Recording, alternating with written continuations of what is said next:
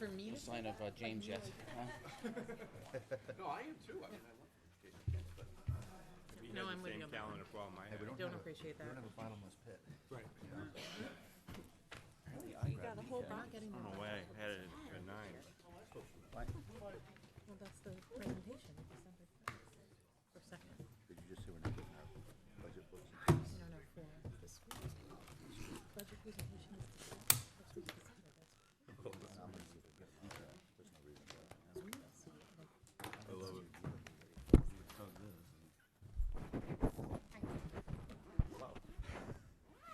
Jim with us.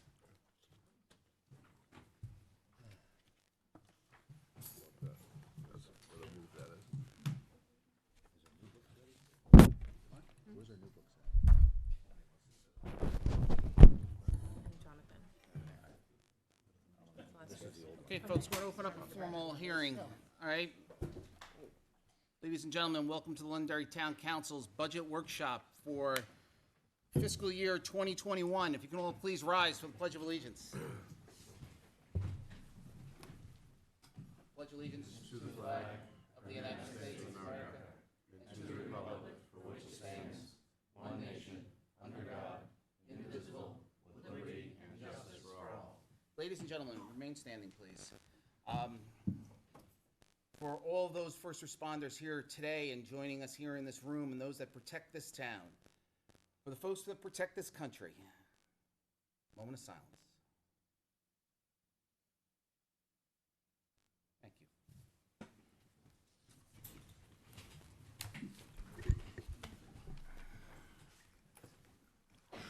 Okay, couple of housekeeping items real quick.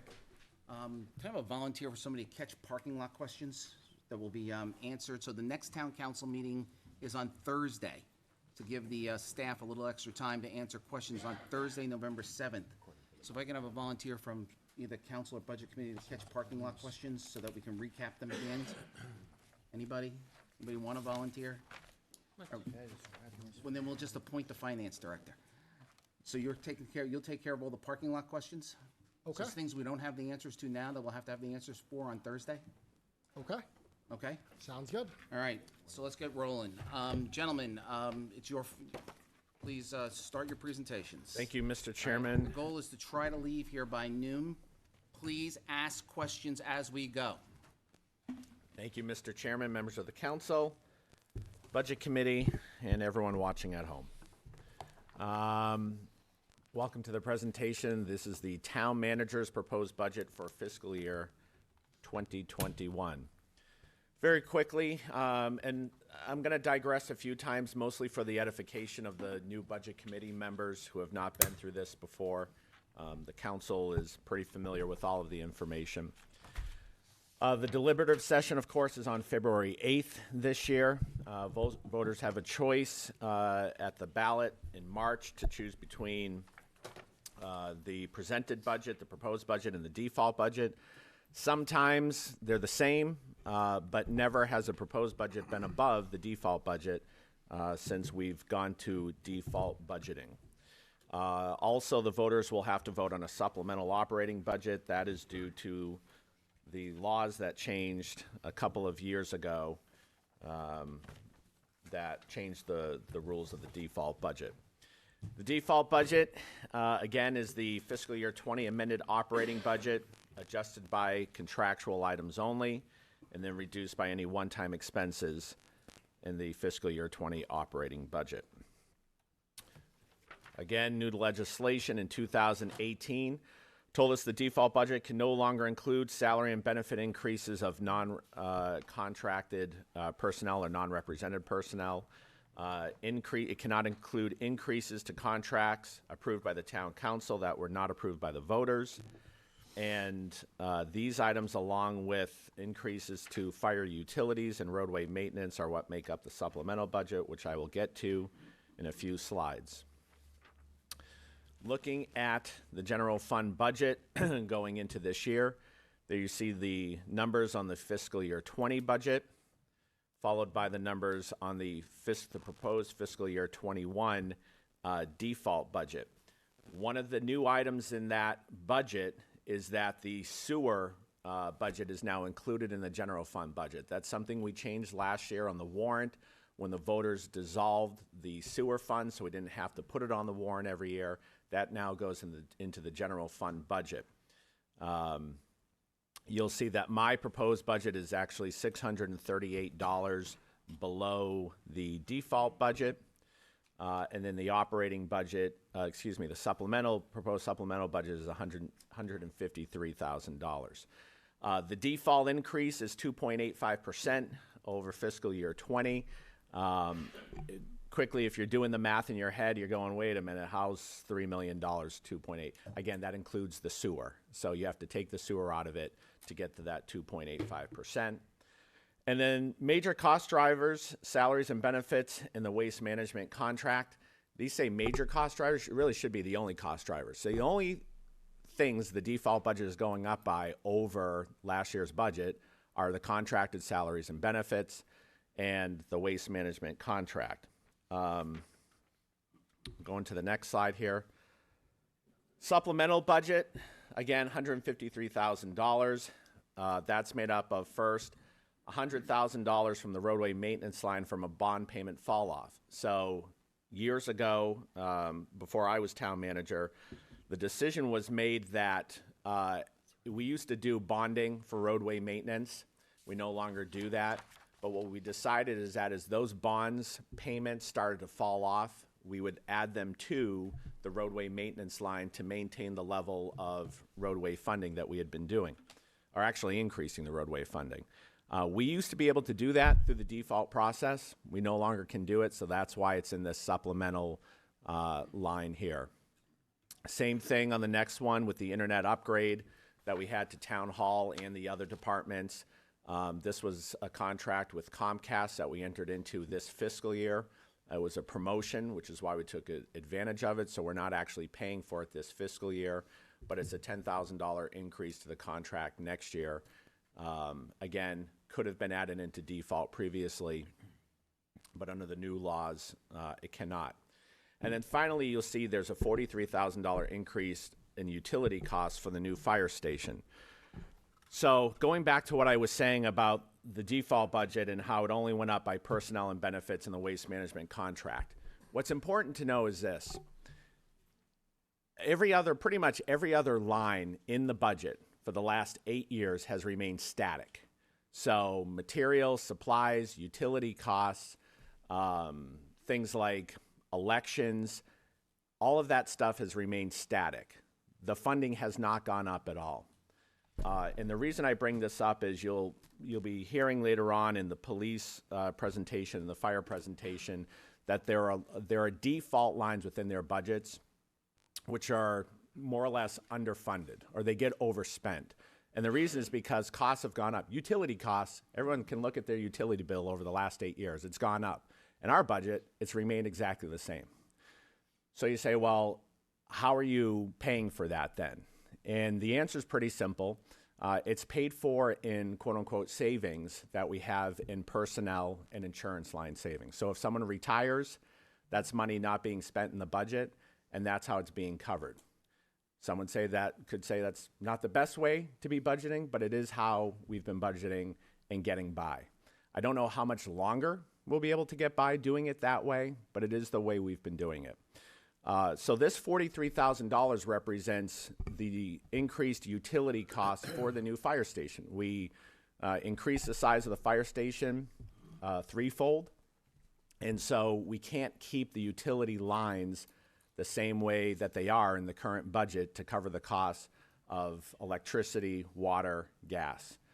And so that's why we've put this in the supplemental budget. If it wasn't in here, we would be living with the same utility costs of the old fire station and the new fire station going forward. What happens if the supplemental budget does not pass? Plans, and we went through this last year, plans would be made immediately to prioritize services and appropriations, meeting with the department heads, the town manager, and then the town council. Would have about 3.5 months to prioritize and make those decisions. And one solution may include encumbering funds from fiscal year 20 to cover those costs in fiscal year 21. Let me ask you a question. Yes. We, in past budgets, we were covering costs for the schools. So we were paying the utilities for the building that's now torn down. We were doing, I think, landscape maintenance. There was, I think for a number of years, maybe not in the last couple of years, but for a number of years, we were absorbing the cost of their vehicle, the fuel for their vehicles. We don't do that anymore.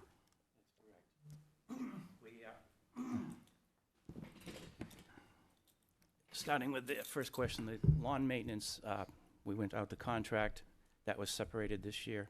The school picks up all their lawn care, their own budget. As far as the fuel, they still use the fuel farm, but once a quarter, we submit an invoice to get reimbursed for those fuels. And as you said, the clam hut is torn down, so the electricity and the water that I used to pay out of my budget is now eliminated. And as far as we know, we paid that from the Day time we one. started using the building. That's correct, 30 sir. years ago. Yes. Okay. May I have an additional question for that? Yeah, real yeah, quick? please. Just, what other funds that, those are the three, do you know of any other that we're saving there? Those are the only three, Joe. Okay, thank you. We will find out, I think, later in the budget that we do pay for the waste management services for the schools currently. And I don't think we have any intention in changing that I part of the saw there was a contract. couple other ones, but we'll probably get to later in Okay, the budget. please Thank you. proceed. Thank you. Can I get a Thank- question? Yes, Tim? You said you put the fire station in the supplemental budget. Seems like that would fall under the default, since we're gonna have to pay it anyway. Utilities and stuff like that? Is it just because we don't know what it is exactly, or? No, it's you cannot increase your utility line in the default budget process. So utility lines have to remain the same from what they were. So going back to what I was saying, if you look at the utility lines today versus what they were 8 years ago in the budget, they're going to be roughly the same. The only way any of those non-contractual lines would have increased, and I'll give you an example. The elections lines in the town clerk's office has been underfunded, in that the election costs have been costing more than what's in their budget. So the only way I can make adjustments to that in my proposed operating budget without going over default is I have to look at where there are savings and personnel costs from year to year. So for instance, in the default budget, we've budgeted Doug Smith, the old finance director, we've budgeted his salary. Last year, right. In the proposed operating budget, it's Justin's salary. So the delta between Doug's salary of $300,000 and Justin's of $50,000. Making the case for me, not me. All right, you're young. I can then use those monies to then put in other places within my proposed budget without going over default. But the line is still even, the utility is still even, you're saying at the end of the day, with your pile of money, you'd be able to pay for those bills. Because it's a bottom line budget. To the bottom line It's because budget. it's a bottom line budget, right? But in complete disclosure, Yep. the school department attorney found a loophole in it's a loophole, it's a deficiency in the law that was passed by the legislature. Which is why they're not doing And it, yeah. so, well, they still have to do it.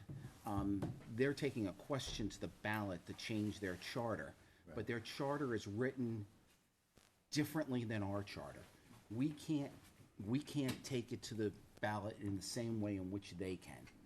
So, our attorney is looking at whether or not, and the council hasn't had a hearing on this or hasn't decided on it or has had no discussion on it. But he's looking at if there is a provision for us to do something similar, but we would have to put a charter question on the ballot. Their charter, and we're still researching it, but their charter question is not as stringent as what our charter question would be because of the way they're written. Mr. Chairman, when you do a charter question, that opens up the whole ball of wax too, right? Not necessarily. That's what we're trying to figure out. that's what- okay. Because the last time we did a charter question, it was only for whether we become a SB2 or a town meeting town, but that required a charter commission. So we're trying to find out whether this does or doesn't, and we don't know yet. Yeah. But we can't do what they're doing. And Mr. Chairman, that's a very good point, and it's something that I think definitely we should have further discussion, because you'll see other things in this that we have to put on the warrant because of the default rules, which I frankly think is absurd, but we'll get to those things, and you'll understand. See, the real answer is the legislature ought to fix the bill. But, in the meantime, this is what we have. That was funny too. Kevin, I have one quick Yes. question. So once you put the 43,000 in the supplemental budget this year, does it then go into the default Does. budget for all future Yep. years? So this is a one-time raise and Correct. then it'll be in there. Great. Yep.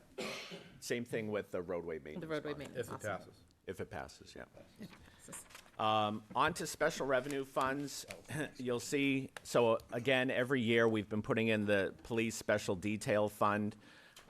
Similar to what we did with the sewer fund last year, would like to make this into a revolving fund so that we don't need to put it on the warrant every year. Again, there's no tax impact here. It's all paid for by user fees for police details. We'd just like to make that into a revolving fund going forward. Can I interject here? Please. Last year, we turned the sewer fund into an enterprise fund, not a revolving. This will be separate with the revolving fund, and essentially it's the same thing, just different terminology. Kevin, Yes. my memory's a little fuzzy. Has this number changed much year over year? The detail fund? Yeah. No. Okay. It's roughly the same. Okay. That's fine. Looking at capital reserve and maintenance trust funds, as you see here, we're only appropriating $20,000 from fund balance, 32.5 thousand for the cable access capital funding. I'll get to that in a second, and then 983,000 from taxation. On the capital reserves, these are the same amounts we've been funding for the last 5 years. If you recall, every year we've been taking it down by a quarter so that we're essentially building it into the tax rate. And so this will be the first year where it's funded entirely at 100% taxation. Going forward, it won't have the impact of, again, it's kind of built into the rate because it's on the ballot every year, and so it becomes, static on there. The only one that's new on here, which is offset by a revenue source, is the cable equipment. This is a fee we get from Comcast as part of our franchise agreement.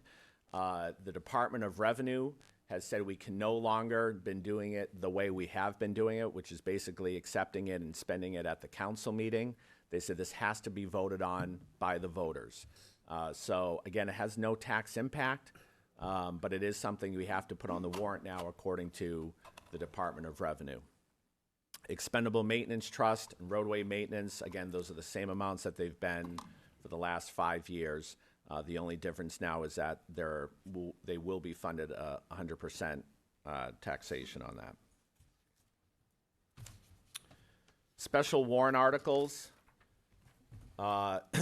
You'll see there's a first one on there for the town hall parking lot resurfacing. There's a placeholder I put in here of $250,000. I've asked Janos and John to give me an actual better estimate on that by the second meeting in November. Again, so that's a placeholder. That would be funded entirely out of fund balance. The parking lot is in desperate need of being done over, and now that we're going to be putting the addition on to Town Hall, it makes most sense to do it all in one fell swoop here. Plus, as we've added more employees to the police department over the years, as we have more traffic at Town Hall, parking is becoming at a premium as well here during the daytime. So that is in there, again, funded out of the fund balance. And the only other one we have at this time is capital leases for public works. Again, there was a similar warrant article that was put on the ballot last year for DPW vehicles. DPW is the last department to get into our leasing program. All of our other leases fall under the default budget. Currently, DPW would be the last one to get into that program, and this would be included into the default budget going forward.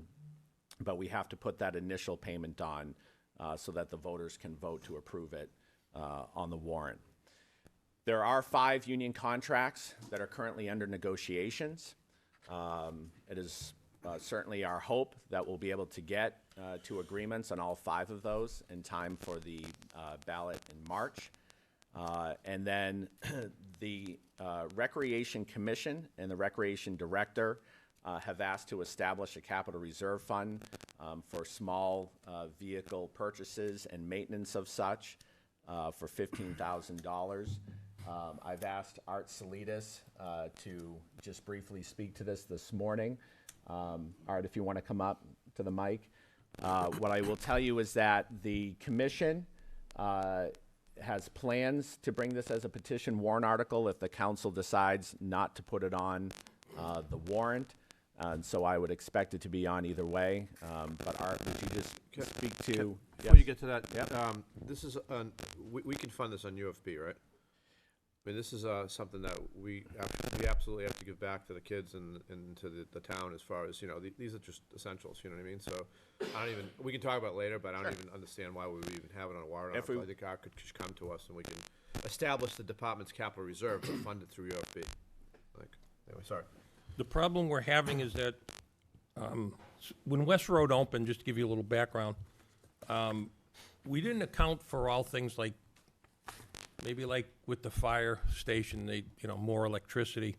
The grass cutting, when we first did it, cost us way back when $65,000 a year to have it done. So Sid Kerr came up with the idea, well, why don't you just get me a mower and I'll take care of it, and that's what we've been doing. However, the mower gets old.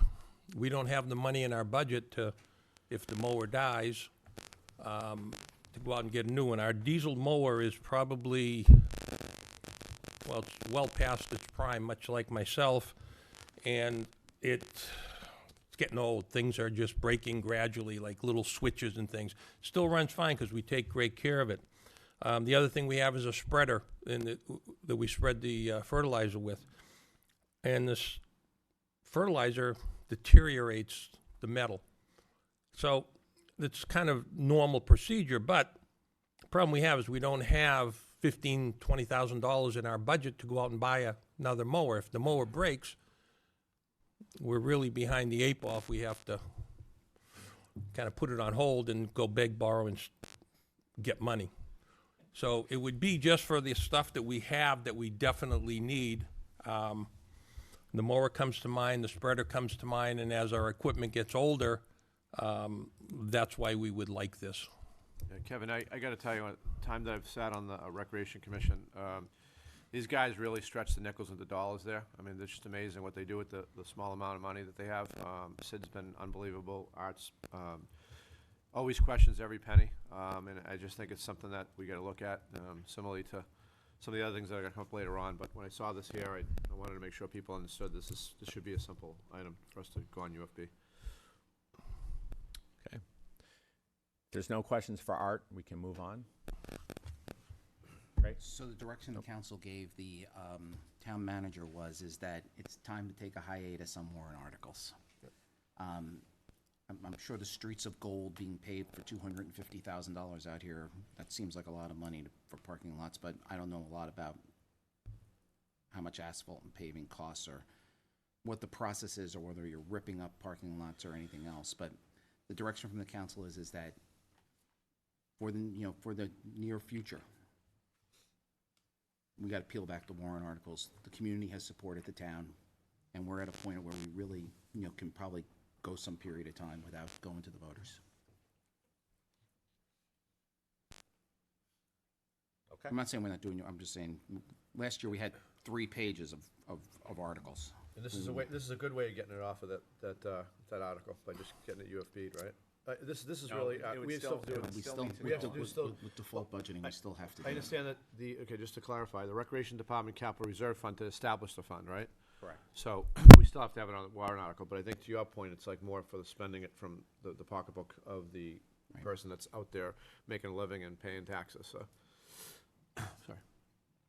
Kevin, I got a question on this one. It's like, what Art's talking about, does that fall under culture and recreation? No, it's, recreation has its own department. Okay. The only reason I'm looking at the charts, and it doesn't have the details on it, I was gonna look it up later, but it's, according to what this shows here, last year it was like 1.9 million at 6%, and this year it's 1.8 million at 5%. What page you're looking at? Page 3. That's definitely not the rec This commission's is budget. not this. I was just wondering, like, there's a graphical representation, so it's no detail Just at got a all. I'm raise, just Art. kinda looking at, if he falls in that, you know, that's, so, what's culture? You know, that we put in that fiscal year 2021 operating budget and fiscal year 2020 operating budget, so I didn't know if that kind of fell under that area. 173,000 of that Yep. is part of is part of it. That's, their budget is 170,000-ish. I'll Okay. get to the actual number in 1 second. Take a zero off that one. But, well, Justin's looking that up to clarify that 173,000 is your operating budget. That's what you Yes. need to run. What, the reason you're asking for the capital reserve fund is to deal with emergencies and equipment, such Exactly. as, so that they can be dealt with at the time, out of the established budget, rather than having to wait to go before the voters later. Correct, and it still has to come back before the council Return to before town we council, yeah. spend any money in it, Any- you know. And I'm as cheap as they come, just, you know, so if I'm it, like, It is 172,000 is their operating budget. okay, I was just trying to figure out if that area was cut, or if it's just because our default budget went up so much, it went from 6 to 5%, and that's just the difference. But when I saw the different dollar amount, I was just kinda wondering if theirs were cut back at all, but if it wasn't, then, cause somewhere in there, something was cut back by quite a bit. I don't know what culture covers, so I'll have to look it up. So. Yep, I'll take a look at that and get back to you on Monday for that. Art, just a quick question. If there is an emergency, can you just go out and rent the equipment? Is that an option? we could, but where do we get that money? I'm just, Yeah, it wouldn't be, I mean, we it wouldn't be could, but 15,000, that's why. At that point, I'd be at Kevin's door saying, we got nothing to cut the grass with, what do you know, what are we gonna do? We don't have any money to rent anything, we don't have any money to Yeah. hire somebody, so it's, you know, Just putting it out there as an option. yeah. Yeah, all right.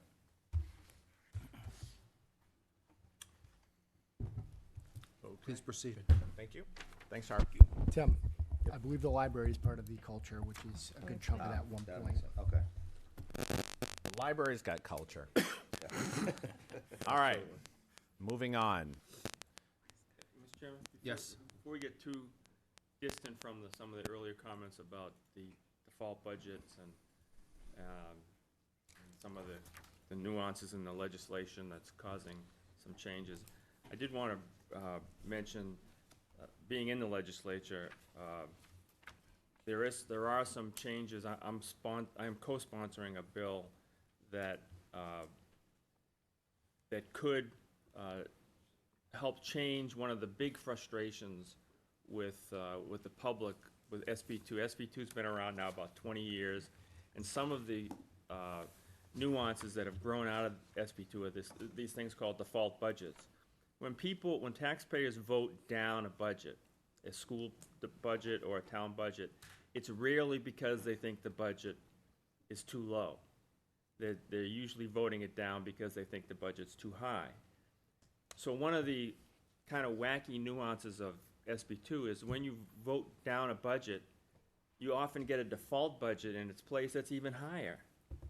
So it doesn't make sense to a lot of the voters of how that whole thing works. So this legislation that's still very much in the sausage-making business is such that it'll give towns and schools a third option that says that if the taxpayers vote down a budget, they can go to court, get an additional meeting, which you often see as a warrant article for additional meetings if needed. But that additional meeting would be to hold an old-fashioned town meeting style meeting where you would bring voters back to the gymnasium, and they would sit and hear presentations, in our case, from the town manager, and to justify the budget bottom line all the way up, like it used to be 20, 30 years ago. And so they'd have the option of voting in the budget, voting in a default budget, or going back to a town meeting style kind of government for a day and deciding if they actually do want to cut the budget, and they can look at it line by line the way it used to be done back in the 80s and 90s. So that's pending legislation. Kind of answers your question, Kevin, that the legislation needs to be tweaked. This is going to be kind of a major tweak, but it just gives school departments and town municipal governments another option of how they can deal with budgets, default budgets, and budgets going forward. So, FYI. Thank you. All right, before we move on from the UFB, the current balance is 6.213 million. So it was 2 years ago, we gave $500,000 back to the voters. And then when we had the DRA issue with the 600,000, we gave another 600,000 back to the voters because we covered that. It's my understanding that the 600,000 that was not returned by the schools wound up going back to the voters because they couldn't keep it. So even though they wouldn't return it to us, so $1.7 million has been returned to the voters. I'd like to see a plan brought to the council as we start to limit going to the voters with additional warrant articles, a schedule in which we can, look at every year about how much can we take out of the UFB and give back to the voters. Now, we may not be able to do it every year, but I think we need to start coming up with a policy and a plan of how to look at it, so that when we have extra money, we can return it to the voters. But I think, Mr. Chairman, just to comment on that, I think that's a great idea, and we kind of do that informally, because I think all of us ask, how much further can we cut into the UFB? What's the lowest limit? But I like John's idea, because now we don't have to guess with it, and we don't have to kind of do it at the last minute. It'll be actually a planned way to attack it. So We may or may not be able to do it, but I think we need a formalized plan that we follow and ask the question every year. Thank you. Moving on to special warrant articles that don't require funding. Again, establishing the police detail revolving fund, which I talked about earlier. Accepting the state budget revenue. So this is, again, because of the default rules, another item we have to put on the warrant article, which we seem to think is pretty absurd. This is the monies that the extra monies the state gave all the communities to use at their discretion. We have to put it on the warrant article to accept these monies so that we can expend them. There's no other way to put them into the budget without going over the default. So that will be on the warrant as well, because of the way the default rules are written. So again, just an overview of the general fund budget. Proposed use of fund balance, $250,000. And $20,000 in the capital reserves for the cemeteries, for a total of $270,000. The amount we used in fiscal year 19 that should be fiscal year 20, by the way, was $1.79 million. As the chairman just mentioned, the current balance is a little over $6.2 million. The minimum reserves, according to our policy, is $1.77 million, meaning there's 4.4 available for usage. I just would note there that the auditors, as they have done every year since we changed the policy, recommend the minimum reserves are higher than what we have there. Overlay and veterans exemptions. Overlay account is funded at $160,000 this year. The veterans exemptions is up to $600,000. That we give back in veterans tax credits for the amount of money that we allow the maximum amount for a veteran to put in for a veterans tax credit. So what this means is that because we give them credits, we still have to make up that money. So it's about $600,000. sorry, Kevin, is that up from last year, or is it? It's up from last year. Okay, and the reason why I ask is because obviously we want to continue to put this out there, and we want to continue to publicize that this is available for veterans. Yep. Want more people to take advantage of this that need it. So, do you think it's at a? I mean, what's the difference? You guys know off the top of your head? About 15,000. 15,000 more. We may want to take a look at that because as this ramps up and as we get better at communicating this and knocking on the doors of those that need it, we might want to take a peek at increasing that a little bit. Just a thought. I have a Chad? question. So right here it says 600,000 for the exemptions. Yep. On your on page 1 it says 700. Yep, I gave you an updated the budget summary sheet. Okay. We had to get these to print in order to get them for everyone, Gotcha. and it has changed since then. Yeah, I'm sorry. I should have said that from the beginning. We went to print on Wednesday, and we've made adjustments every day since. So I apologize. You guys if already the- went up on it. Good. Thank What's So that? You already went up on it. Thank you. We don't have to talk about it. In actuality, that number, didn't that go up on it. 700,000 is 760,000, It's which is the 600. overlay and veterans. Correct. Yes. So Chad, it's 760 now, because it's overlay plus veterans. So it's 760. Yeah. 760. It's those two together. Thank you. Yep. Looking at estimated revenues, you'll see there that there is, so we fund the sewer account in the general fund. There's an offsetting revenue on the revenue line. If you take out the sewer account, the revenues are just over 14 million. On the next graph that you'll see up there, you'll notice that the revenue estimate is down from fiscal year 20. The primary reason for that is we had a lot of one-time revenue numbers in the last budget, the biggest one being the rail trail, which of course had an offsetting appropriation, but we had a lot of grant funding through the rail trail in fiscal year 20. There was the funding from CONSCOM for the conservation ranger position, which was funded at 100%. This year it's funded at 50%. There's a fire grant in there as well that fell off. So while it looks like the revenue lines are going down, they are, but it's mostly due to one-time revenue fall-offs. The only constant one is interest, which the rates were cut and continued to be cut, and so that line did go down a little bit. You'll see on the next slide, the equalized valuation used for the tax rate.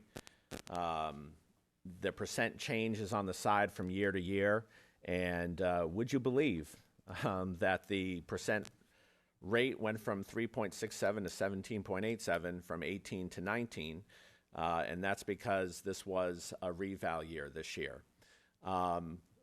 Something that we are considering doing, which I'm very strongly leaning toward with the blessing of the council, is moving to more frequent townwide revaluations. And many towns and cities, larger ones, have started moving this way for very good reason. The market, if we continue going every 5 years, the market fluctuates quite a bit in those 5 years. In this case, the market is on fire in Londonderry right now. And the difference between 14 and 19 was fairly drastic. And that's why there was such an increase in the valuation over those 5 years. The other thing this is doing, which is impacting us very negatively, is we're the only state in the country that has what's called an equalization ratio. So the Department of Revenue sets a ratio for every community, which essentially tells you how far below market value you are every year. We fell into the 80s before this revaluation. So people's properties were valued at about 15 to 16% below market value last year. Interestingly, no one offered to write a check to Town Hall for the difference. That being said, where this really hurts us is it's the residential properties that drive the ratio primarily, but where we're getting hurt is on the commercial values because the commercial property owners have been filing abatements almost every year based on the equalization ratio. So if they were valued at $14 million one year, say at 100%, and 3 years later the ratio's at 90%, they expect to be taxed at 90% of their value due to the ratio. This has been brought to court. It's been brought to the Board of Land and Tax Appeals, and municipalities lose every time on that. In that we have to, if they apply for the abatement, we have to pretty much tax them at that ratio number. The lower that number drops, the higher the abatement gets. And for high property values, when you're talking into the multi-millions of dollars, that can hurt the town quite a bit. We did a number of settlement agreements this past year to get out from under those lawsuits. The only way to prevent that going forward is to have more frequent valuations.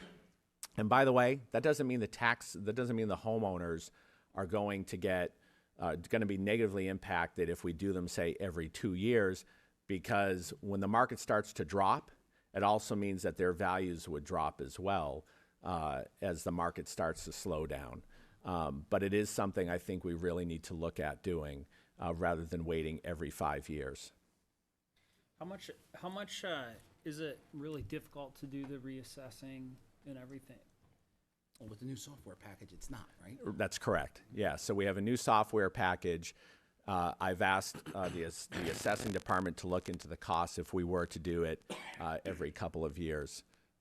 And spreading those costs out over every few years rather than doing it every 5, I think will be a minimal difference. Okay. Yeah. Thank you. Yes. Revenue question. Forgive me if it's in here, I couldn't find it. Yeah. I'm under the impression we collect revenue from the airport for providing law enforcement.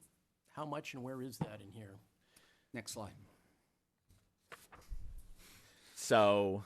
Before we go into that, can I ask one quick question about Yes. more, about evaluations, really quickly? Yeah.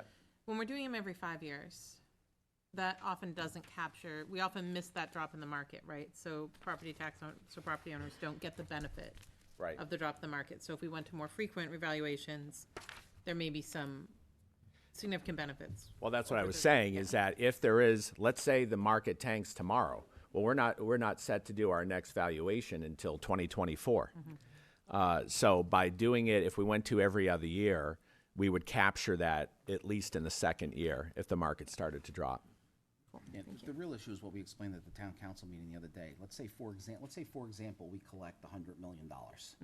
And let's say, for example, 30 million of that is from, it's higher than 30 million, it might be 40 million is commercial.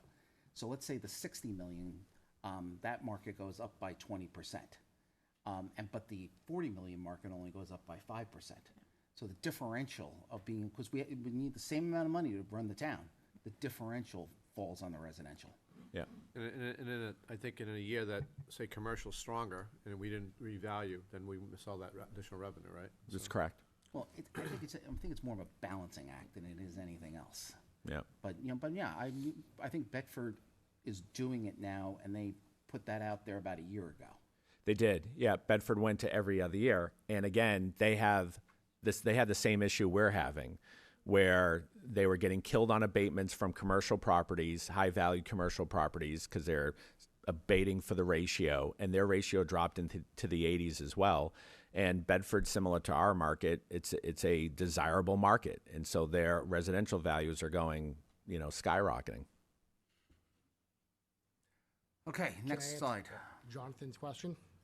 So that number up there is what is spent. The police detail, or the airport, is a revolving fund, so it's self-sustaining. We receive an administrative fee, which if you look at page 26, it is line item 3914001 for 90,000.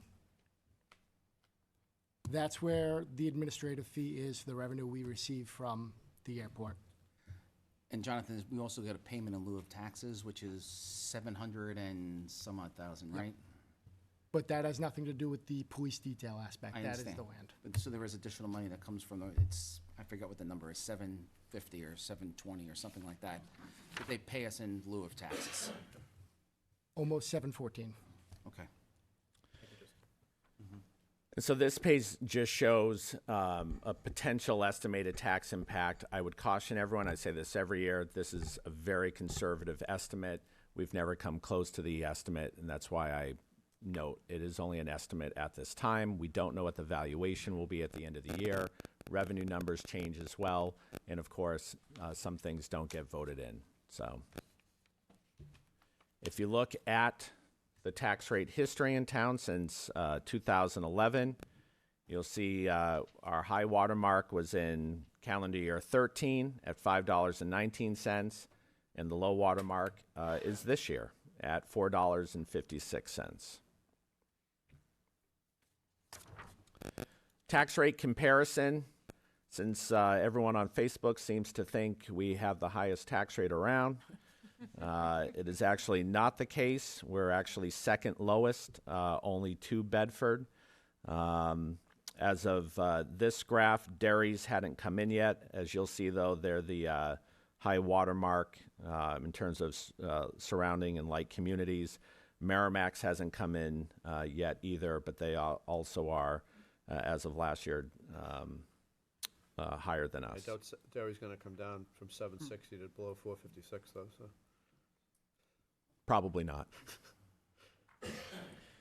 And so this was comparing municipal tax rates, and this is comparing total town-wide tax rates.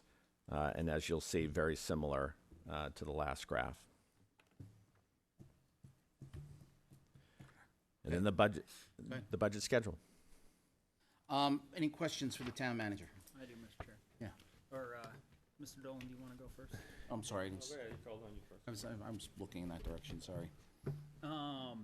So I'm assuming the reason why Bedford's is declining, like, is because of the every other year. Every other assessment. year, yep. Thank you. Chair, my question is, with the recent, as I look into the budget, the cost in the operating budget for long-term debt servicing, interest is about $500,000 a year in interest we're paying. That's page 98. With the recent reduction in tax, rather in interest rates nationally, are there any opportunities in recent debt we may have issued to renegotiate some of that debt to a lower interest rate? I'll have to take a look. I know we have done that in the past, but that's one of the things that has crossed my mind that I'm going to take a look into to see if any of our older debt that has higher interest we're able to redo. But at that point, it most likely would have to extend it further out. So we have to determine whether it's what the value is of the lower interest rate and finishing it sooner versus the value of a shorter interest rate and pushing it out. That's a good answer. I just, with the news being that interest rates starting to tick down, I wouldn't want to miss an opportunity to try to grab a lower interest rate. If we have. When I was budgeting the interest, our investment revenues, Right. that's one of the things that came to mind is, well, since we're getting a hit here, can we save over here? Right. If the interest rate is hurting us on our revenue, we should be able to try and see if we can take advantage of saving on the expenditure side. Right, and I don't know, and a lot of these, the cost is writing the new note. Sometimes you may even make sense to partner with the school district to see if they have something that needs to be renegotiated as well, and we could do something together to benefit both governments. I think their debt is, they've only got 3 years left on a piece right now. I think they only have $600,000 left. So they could reward the taxpayers in a big way if they just pay off their debt. And if you have questions that you think of later, just email Justin or I. We'll be happy to get back to you on that. Anybody else, questions? Okay, who's up next? Police? Police. All right, departments, we're trying to keep this to 30 to 45 minutes. We will, of course, will go longer as necessary, but that's the goal. So we'll take a couple of minutes while you guys get set up. Go ahead. Justin, I just emailed you. What? I shot you an email. Perfect.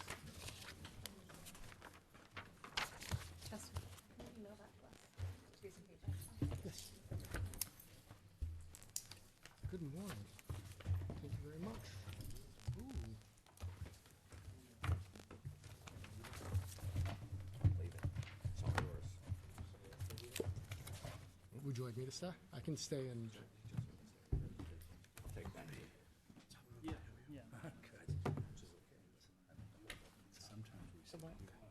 Thank you. It's up to you. I have no problem if you want me to stay or if you want to sit here. It's your show. I'm just here to help. I got it. You didn't get it? I asked for it. Oh, I'll take it.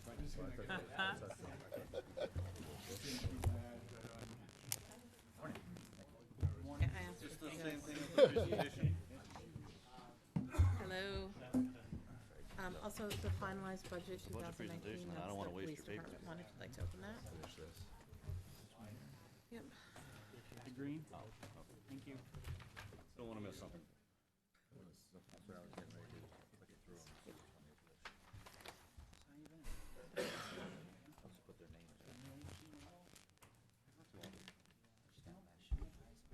So Steve.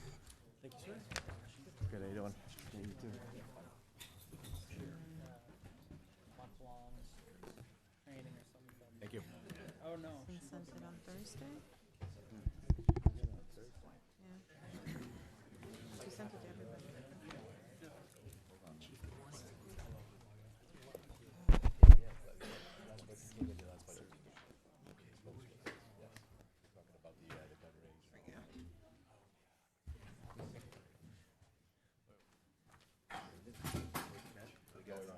Came in on Thursday, the electronic copy. By whom? How did I miss that? You probably get 300 emails a day and just didn't catch that one, would be I don't my know what guess. my name is. 'Cause Some that's guys my didn't. service. Well, this is the presentation. Yeah. I don't do that. We got. No, that happens to me all the time. Like, I get Thank you. 300 to 400 emails a day now. It's insane. Thank you very much. John, you hear like a promoter to? I even know I just read, so I had to. I don't know if it's a good or a bad thing. It means I'm you I'm now scrolled the through it ranking and member. just Well, didn't. I changed my Municipal and County Government Committee. Oh, dear God. Careful what you wish for. Careful what you wish Very, for. it's very rare for a freshman to do that. No, so nobody else wanted it, huh? The ranking member I resigned. have that problem. Oh, dear God. See what that committee will do to you. Go. He was from I Hollis. have opinions on the schedule, That's a and shame. they're not great. Thank you. Revaluation. Do you need it? Saving my stroke for 7. God help us. You just want it electronic? Yes. God help us. Sent you. Yes, sir. I'm not sure if you saw it or not. I was looking at the dates at the end of the last one. Any questions, let me know. Thank you. Thanks. I didn't realize we could do this.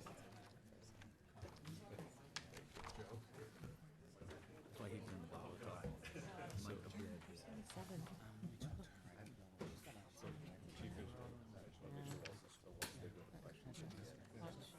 Did you see the email I just sent? No, November 7th. So this is. Town council meeting on Thursday, November 7th. So I won't be able to get that one. We were at Rotary last night. That cost me $350. It's a meeting on Thursday, November 7th. Hey, John. Town council meeting on November 7th? Yes. On Thursday? We moved it from Monday to So we hope we're getting smarter, right? So what we learned was, is when we do these things on Saturday and come back on Monday, not much changes. No. So why not move it to later in the week? when town manager and finance director will have more information. It would help when you guys do that, if you kind of let us know. Because if we don't check the schedule, we don't notice that. All right, I I'll, showed up last Monday and called Ted, where are you guys at? Oh, we moved it to next well week. then, all right, so then you'll also notice that we moved November 18th to The November 25th, 25th. yeah. For the week of Thanksgiving, since Jim and I won't be here on the 18th. But it helps when the town calendar is also updated. Hey, I'm gonna have to redo, I did. I have a hard enough time showing up at the right time. Agenda. Evidently, it's all wrong I now. guess. I'll send it up. I'll update it, so. Yeah, so I won't be able to be at that one, but I'll be able to be at the 25th. Flipping the table. Table. Why you?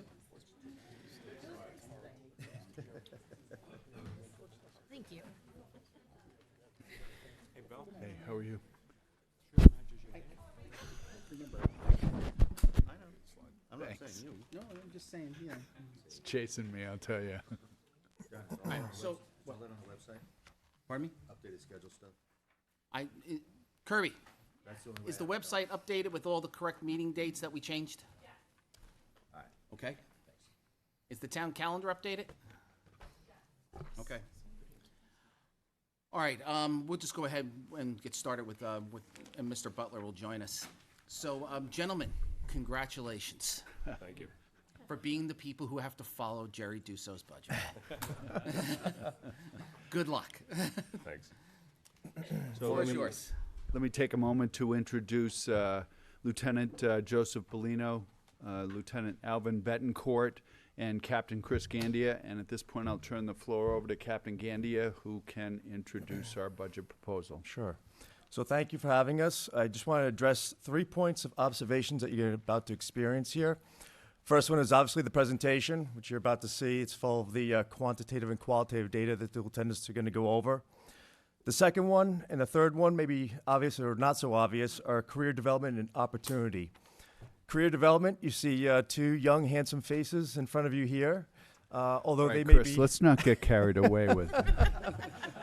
although maybe new faces to the council or this room here, they have a deep history within our PD, and and although they are lieutenants, they're not. Their leadership is not defined by their title, but rather their character, their integrity, their talents, and the love for the mission of the agency and the love for the community. So I think you'll see that. And then the last thing I want to talk about is opportunity, and appreciate the opportunity to be here in front of you folks today, along with the lieutenants here, and recognizing that our agency allows us this opportunity, and Chief Hart also thank you for allowing us this opportunity to challenge ourselves and expand our roles within our agency and the community. So with that, I'm going to turn it over to the lieutenants. Thank you. Please Good morning, proceed, everyone. gentlemen. So I'm going to be taking you through the PowerPoint that we have set up here. So if you want to move to the next slide. This is the executive summary where states our purpose. Over the past year, we've conducted an analysis of recurring costs that are not specifically funded that we feel are necessary for the police department's operations. These costs are outlined within the budget presentation and assist us in the mission providing quality police services to Londonderry residents and business communities. So what we're going to be covering this morning is a basic overview of the police department, crime trends, strategy and schedule, and then at the end, some question and answers if you have any. Please proceed. The police organizational chart is as follows. We have the chief of police, prosecutor, and executive secretary. Under the chief of police, we have 3 separate divisions. We have the operations division, services division, and the airport division. The operations division is headed by Captain Kim Bernard. Under the operations division, we have the patrol bureau with some specialized units, motorcycle, OHRV, K9, mountain bike, and then we also have the investigative and special services bureau, which includes detectives, juvenile officer, school resource officers, animal control, the Southern New Hampshire tactical team, accident reconstruction team, and the newest addition would be the conservation ranger. Next division is the airport division, headed by Captain Chris Gandia, where we have 12 uniformed officers and a few specialized units as well. We have the mountain bike, Homeland Security, and Joint Terrorism Task Force, and then protective services as well. And the last of the divisions would be the services division, where we have fleet maintenance, records bureau, communications and dispatch, building maintenance, IT, accreditation bureau, and last, training. The next slide, some historical crime data. We go back as far as 10 years, 5 years, and the last couple years. I'd like to turn your attention to the calls for service,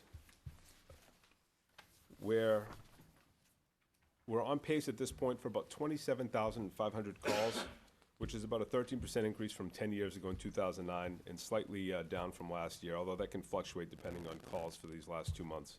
Can you stop there for a minute, please? Sure. Chief, we have 68 sworn officers. How many do we have in 2009?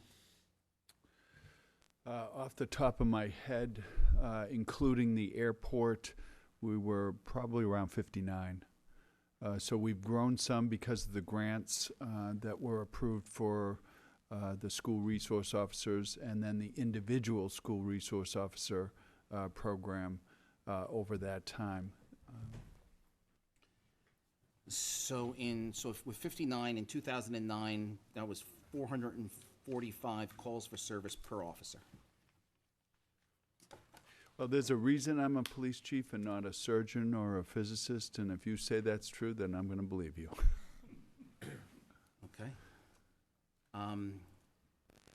And today with 68 sworn officers, we're at 400, as of 2018's number, we're at 414 calls for service.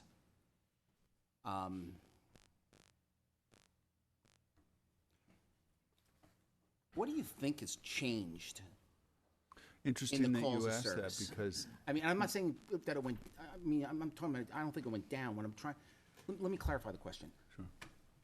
What do we have, what have we seen that has changed in when we go to service? I mean, what I'm trying to understand is let's say an officer goes, and let's say that service call takes 10 minutes or it takes an hour. But have we seen a change in what they have to do?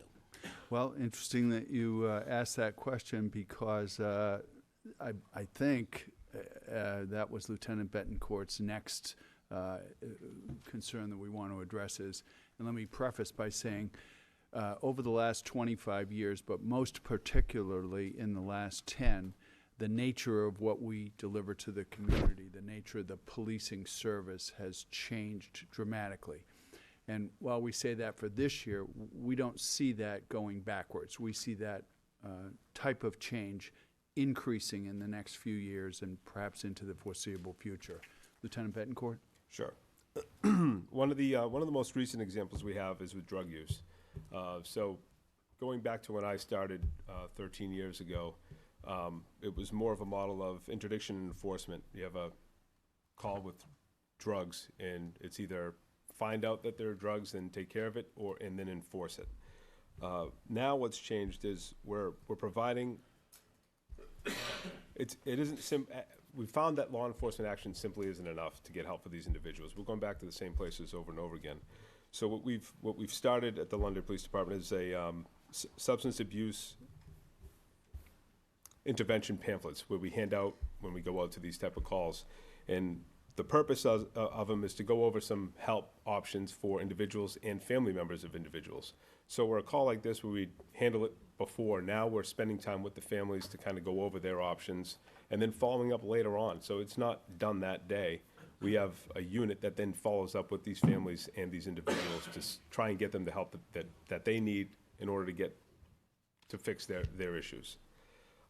Another example of that would be a few years ago, the New Hampshire Attorney General's Office introduced lap screens, and what those are lethality assessment protocol questionnaires given to the victims of domestic violence assaults involving intimate partners. They found that there were studies, through studies that going through these assessment tools, the likelihood of death or serious injury to victims drastically decreased. What that has done for us as a police department is now at those type of domestic assaults, not only are we dealing with one officer dealing with the subject who's been arrested and then booking and then either waiting until he's released or transporting him to the county jail for the night or weekend. We also have an officer tied up with the victim where they go over this questionnaire. It's 11 questions. It's going to be upgraded to 12 this coming year. Excuse me. And depending on how they answer those questions, we then get in touch with an advocate for them, where sometimes you're waiting about 20 minutes for a call back, and then you're sitting with the victim while they get that help.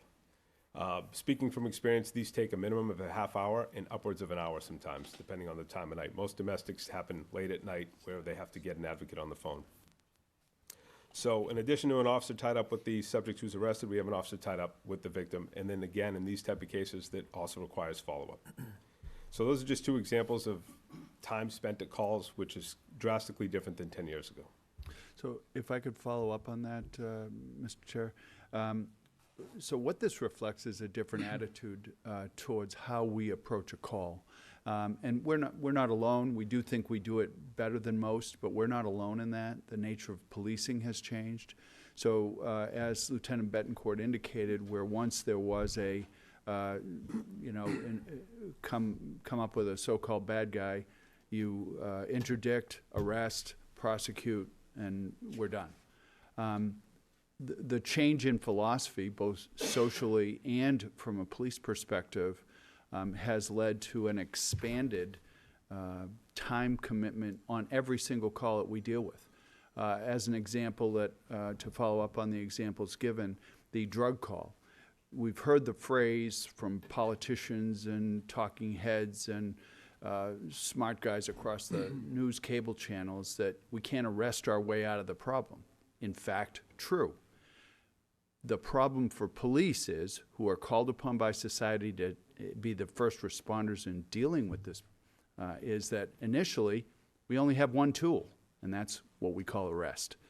So we've tried to expand the panoply of services that we provide to the individual that we arrest, who, if we're going to take at its word the notion that this is a sickness, not a moral or criminal component, then we have an obligation to assist that person, give them opportunities for potential treatment if they want it.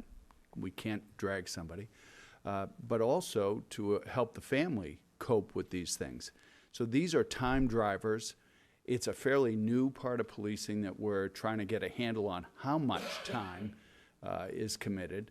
Now, it's important to remember that while our police department has expanded, the notion of the first responder, that guy or girl in a police car driving around responding to a call, we're about the same number that we were 30, 40 years ago, 25, 29, 30 people driving around responding to calls on a 24-hour basis. Why is that? Well, the need for the professionalization of policing has also changed. There's a deeper requirement for training, something Lieutenant Betancourt's going to get, Lieutenant Bellino's going to get into. There's a deeper need for pursuing best practices in policing, something we've adopted as a police department. So the lion's share of the work, the boots on the ground policing, is done by those men and women who get in a marked car in a uniform and respond when you call for help. That really hasn't changed very much. So while we can look at that number, hours per call or time per officer, it's in a big state of flux right now. I hope that helps to answer the question. I think, I like the fact, Mr. Go ahead. Go ahead. I've taken a keen interest in the line, third from the bottom here, in overdoses. You were kind of touching on it a little bit, and it's kind of the social aspect of policing. And we saw from 2017 to 2018, over a 50% increase in response to overdose calls. Is there, and I know that only touches the service, there's a lot more calls for drug issues that are less than an overdose issue. And this also pulls in our fire department, especially with the EMT use. Are we hopefully seeing any kneeing off of that increase, or is it still increasing at that same rate? Like from 17 to 18, it was over 50% increase. Is it still progressing that quickly? Are you starting to see some leveling off of that? To answer the questions, the first answer, is it beginning to level off? Yes. Are we seeing the same amounts that we saw 3, 4, 5 years ago? No. But it's leveling off. It's not going away. Part two of this is we partner well with our fellow first responders in the fire department. We see often the medical component with regard to these drug overdose problems. So it really is a social problem that society and municipalities call upon police to deliver help, and fire to deliver help when people are confronted with this family crisis and individual crisis. Thank you. I guess, I think what you've been saying here is really clear, and I love the fact that it's almost like a social advocacy that you guys have put in part of police work, and it's redefining what it's all about and transforming the departments, and you guys are out ahead of it, and I love it. Showing the fact that there's compassion in police work, and they're just not busting people, putting cuffs on them and shoving them down in a cell. There's actually another part of this that you guys recognize, and that takes time. It's much easier just to kind of cuff them and stuff them, and then to worry about them later on and trying to help them and get them back into social regularity is awesome, so thank you. I have to say that this has always been the philosophy of the Londonderry Police Department. Since I came in 1992, Chris came in 1996, we've always felt like it was important to treat people with as much dignity as one can muster in a challenging and difficult situation. However, what we've found, and other police departments also have found, is that this also makes good police sense. It's good policing to have a community policing component because it assists in reducing crime over time. Yes, we have to spend more time. Yes, we have to commit more resources, but we do see a flattening. We do see an expansion of trust with our community.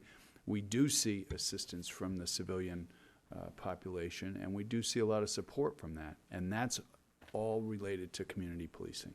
And I think it's redefining it to the point where when people get help and it works for them, word of mouth goes around.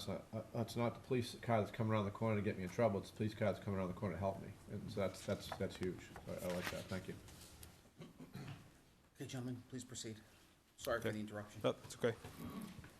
So for the next slide, we've actually provided a detective case example in those fiscal year 21 budget pamphlets that we sent out, where it basically, it's an example that represents what's become commonplace within the Detective Bureau at this time. So there's been an influx of financial fraud cases. I think it accounts for about 70% of the caseload for detectives right now, which is very high. But that's what the community has been dealing with. So in there's a case example. You're welcome to look over it, where it kind of delves into what a typical case is like. So, Lieutenant, would it be fair to say that this past year, having experienced some unfortunate, untimely deaths, and in particular recently a recent child gone missing, whatever those cases may be, is that that put a lot of strain on our overtime budget? In other words, you have to put a lot of time in. Correct. Exactly. All those type of cases require hours and hours, and it's I'm sure we can quantify it somehow, but that's pretty much where it's at. Hard to budget for, but has to happen. Correct. Okay. Wait, more questions? Sure. Please go ahead. Quick one. Overdose, just to be clarified, overdose doesn't necessarily mean there was a death. It just means there was an overdose, right? Correct. Okay. So typically, it's just a response to someone who overdosed, and in almost all those situations, unless there was a death, they are transported or at least taken care of.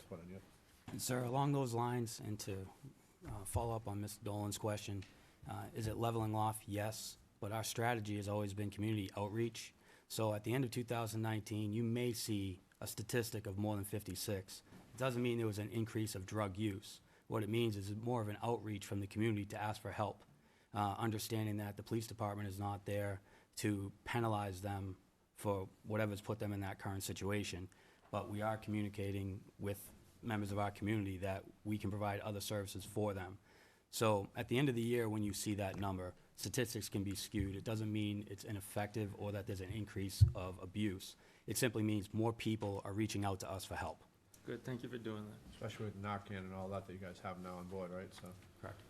Good. And Darren, Chief, we have defibrillators in all the cars?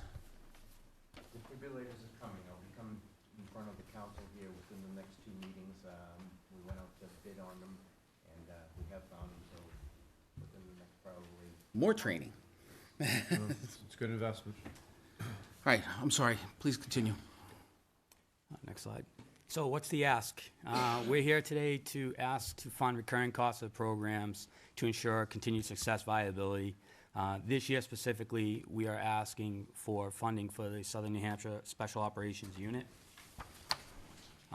Before we get into the unit specifically, we'll recap some of the things. This is just a snapshot of what our agency does with respect to training. Without boring you going line by line, the takeaway from here is that the average training per officer is 63 hours. The current mandate by the state academy is 16 hours. We have historically been well above minimum standards. The reasons for that is we have a more diversified approach to our law enforcement function. We simply don't apply the Band-Aid approach as historical to law enforcement. We don't show up, make an arrest, stop that momentary conflict, and then put them out to the winds after they've been processed. We are following up from beginning up until where we can pass them off for secondary service. So instead of the Band-Aid approach, which is historical, we now apply the Band-Aid, we bandage, we load them, and we transport to the best of our ability, whether that be domestic violence victims advocates, addiction treatment centers, whatever we can provide, whoever we can network with, we're bringing them there. What that means for us is that we need to continue to adapt and evolve our strategies. We do that through training. We're constantly adding to our ranks throughout the year. This requires them to get online with our culture, and we improve our training through those means. So we meet the minimum standards by the academy, which is essentially firearms, use of force. That's what they require by law. And then we build upon that to the extent that we average 63 training hours per officer. Okay? With If I respect, could, Lieutenant Bellino, I'd just like to sort of piggyback on that notion. So one could ask, why do we have more than twice as much training? Well, I'm going to give you an easy statistic to justify the kind of training. Better training, when you hire well, when you train well and supervise effectively, the product that's delivered to the citizens who use it is professional, ready, willing, and able to assist the citizen that they deal with. Well, how do we know that we do that? Well, the most effective statistic is that through today, we've had a minimum of 4 people townside and 3 people in the airport working as police officers every hour of every day, every week through today. We've had 4 complaints total. 4 that drew attention. So think of the massive number of hours of human beings out there interacting with other human beings in the most critical, most devastating moment of their days. We've had 4 complaints about the way your officers interact with your community. Training is the answer to that. And effective supervision makes sure that that training happens. Lieutenant? Just one question on the statistics, if I may, Jim? Yeah, please. Just the number at 1,700 continued education. Is there a timeline that you're following there? Is it over the average year, or is that over average police officers' tenure? What does that number come up to 1,700? that is in a calendar year. Okay, So, thank you.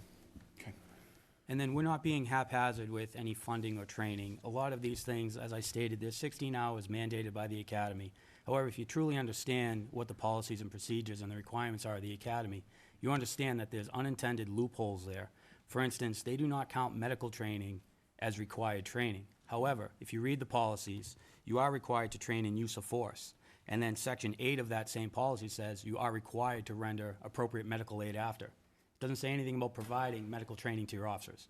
So there's little things like that strewn about policies and procedures at the legislative level that we identify in our training unit, and we understand that that is a potential liability for the town, and we address that. So for those people where maybe it crossed your ears wrong, where we're only required to do 16 and we're upwards of almost 60, understand that we've identified potential liability from a management standpoint, that under policy, we need to take certain actions, but there's no mandate for training officers to take those actions. So a lot of our extra training comes under those parameters. Moving right into the Southern New Hampshire Special Operations Unit. The LPD is a founding member of the Southern New Hampshire Special Operations Unit, participated on the regional response team for more than 20 years, and the Southern New Hampshire Special Operations Unit is a force multiplier and can generate the combined resources of more than a dozen law enforcement agencies during a tactical or emergency situation. We're asking the town to support the recurring annual cost of an estimated 8 call-outs, as well as a 3-day annual overnight training to the tune of $30,000. And that also includes the $5,000 annual membership dues that we currently pay now to be a member of the regional team. Questions? Anyone? Yeah, on the regional team, how many times have they been, or we've been actively called out? I'm going to defer to Lieutenant Little Carney history on with that.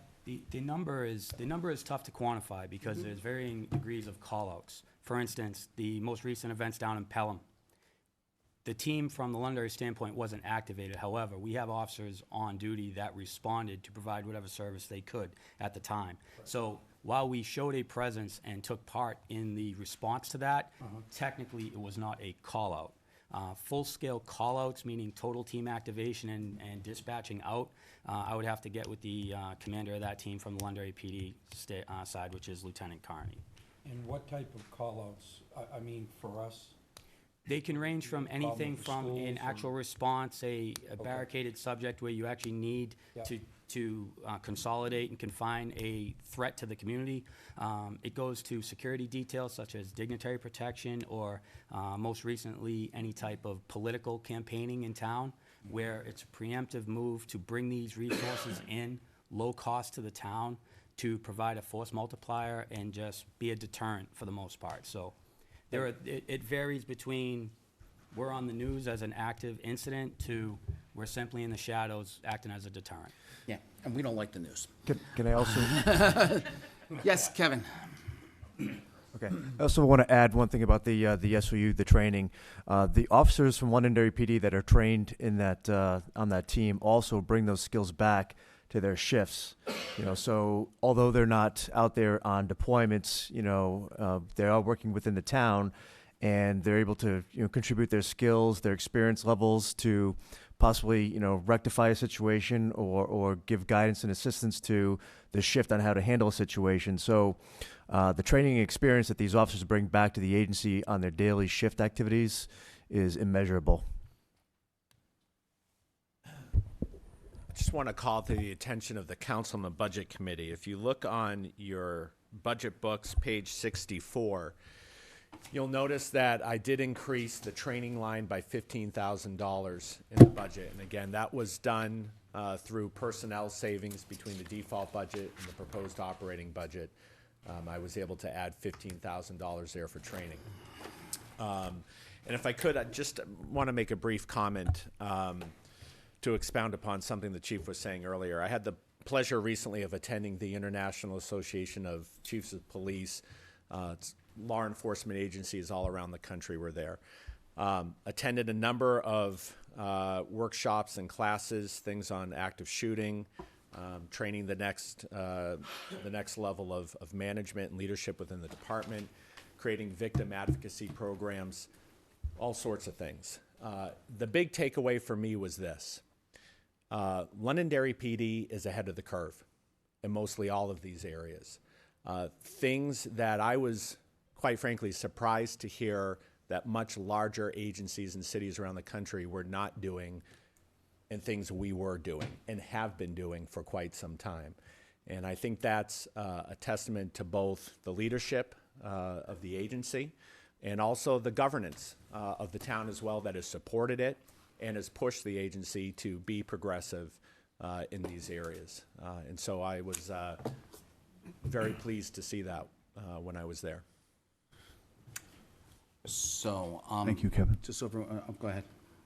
Out of curiosity, I'm gonna back up a little bit because we talk about progressive stuff, but my first curiosity was, I haven't heard about it in a while, was what's the maximum number of calls your call center can handle? Do you want to deal with that, Alvin? Sure. Do you mean throughout the year or throughout the day or in a moment? Because I noticed last year's book, it said it was in excess of 50,000 calls for service yearly. This book says in excess of 60,000 plus calls for service. So I'm just curious, can your call center handle, like, let's say 100,000 calls a year, so it's fine? Because if that kind of goes up a little bit on a trend, I'm sure there's somewhere down the road, chief will be coming back on, we need to increase our call center. So I'm just curious, if you had to increase it, is it just add another operator, or is it we need another microphone, another system, another radio, or something like that? We're at the point now where most shifts have two dispatchers on, which definitely alleviates it. And we've also switched to an automated phone system, which kind of assists in getting calls where they need to go, which can prevent which can help actually get a call through. So I don't see an issue at this time. I haven't heard any complaints on it. I mean, there are times when you can have 4 or 5 calls at a time with only 2 dispatchers where hopefully they can, get to them in a timely fashion. But it's tough to say at this point. And I don't know if, did you hear about the lady that called on being stabbed 4 times and nobody ever responded? And it's an automated system that's supposedly that's been outsourced to something. That's why nobody ever responded, because she didn't evidently answer the questions correctly enough, or the system didn't understand it. Did this happen in a different place? Yes, Or totally on the different place and news? stuff, not here. But I'm just curious, how does our system differ so something like that could not happen So here? all emergency calls go through a call center and then come here. So if you hit 911, or if you do call the number and hit 1 for emergency, it goes directly to dispatch. And it has a different ring, so everyone is trained to know that when that ring happens, it's an emergency call. So it does forward, automated system just literally forwards it over to an Correct. actual person? Correct. So it's not like there's some automated thing trying to pick out what you're saying to know whether to dispatch a car or something like that? Wait. Yes, sir. You got to differentiate between state 911 and calling here. Yeah. So state 911, they answer the phone. Correct. They call here, if they call 432-1111, you got to hit a number. Right. You hit a number, it goes right through. For an emergency, it prompts you right away. But that very rarely happens, and I'm not sure how it's set up. You That's might know. only during normal Monday through Friday daytime operations where the call volume is more significant. So they have to differentiate between calls for service and simply calling in to speak with the records division or a certain lieutenant or the chief, when people who call in specifically for the chief. Business number is 432-1118, right? Correct. The emergency number is 432-1111. So I think the question is if I call 432-1111, what happens? Monday through Friday, you'll get the automated system. What if But, someone's on there yelling, help, help, help? Does it automatically know to The forward? first prompt is immediately to the dispatcher. I think it's important to understand, most of us deal with automated systems when we call our credit card or somewhere Right. else. You do not have to answer 15 prompts or say operator, operator, operator. You hit 0, you hit 1, you get a real person. A real person will speak to you, communicate that out. If I, to answer your question, 99.9 ad infinitum of people who call for an emergency hopefully aren't dialing 432-11. Hang on a second. 1111. They're dialing what everybody thinks of. Yep. 911. Exactly. In that case, you'll get a live human being. It'll be transferred to a live human being who can dispatch a live human being to respond to your emergency. And the automated attendant is, you call the business line, and we tried to make it as easy as we can, and it was a great, I have to say, it was with a great deal of reluctance that I went that way, based on the blonde color of my hair. I'm used to, Tristan, well, I can't believe you laughed. The point is, some of us do remember when his hair was that color. It's really frightening. Anyway, point is that if you're in an emergency, you're going to get a live human being. Okay, yeah, just 911 is what I was concerned about, because that's what this person in the article called 911, but got a automated attendant, and she was yelling, help, help, but nobody, it was never dispatched to her, because I guess the system didn't pick up that she needed a car, because she didn't answer the questions correctly. I'm not here, so But that's good. that's why I was just curious how ours worked. So the phone number, if someone is in a crisis and they don't call 911, because sometimes when you're in that position, who knows? And they call the police department line 111. Do they have to prompt again to get directly to dispatch? Hit any number, you go to dispatch. Any number. Yeah. That's my understanding of it. The only reason why I say that is if someone needs help, they may not be in the position to prompt. They may I be in the totally agree. position to just dial that phone number and deal with what they're dealing with. And if they don't prompt it, what happens? I hope they dial 3 numbers instead of 7. Maybe. Well, let me yeah, make it but clear. it's a reality. I mean, Yeah, no, I they know. dial out the number.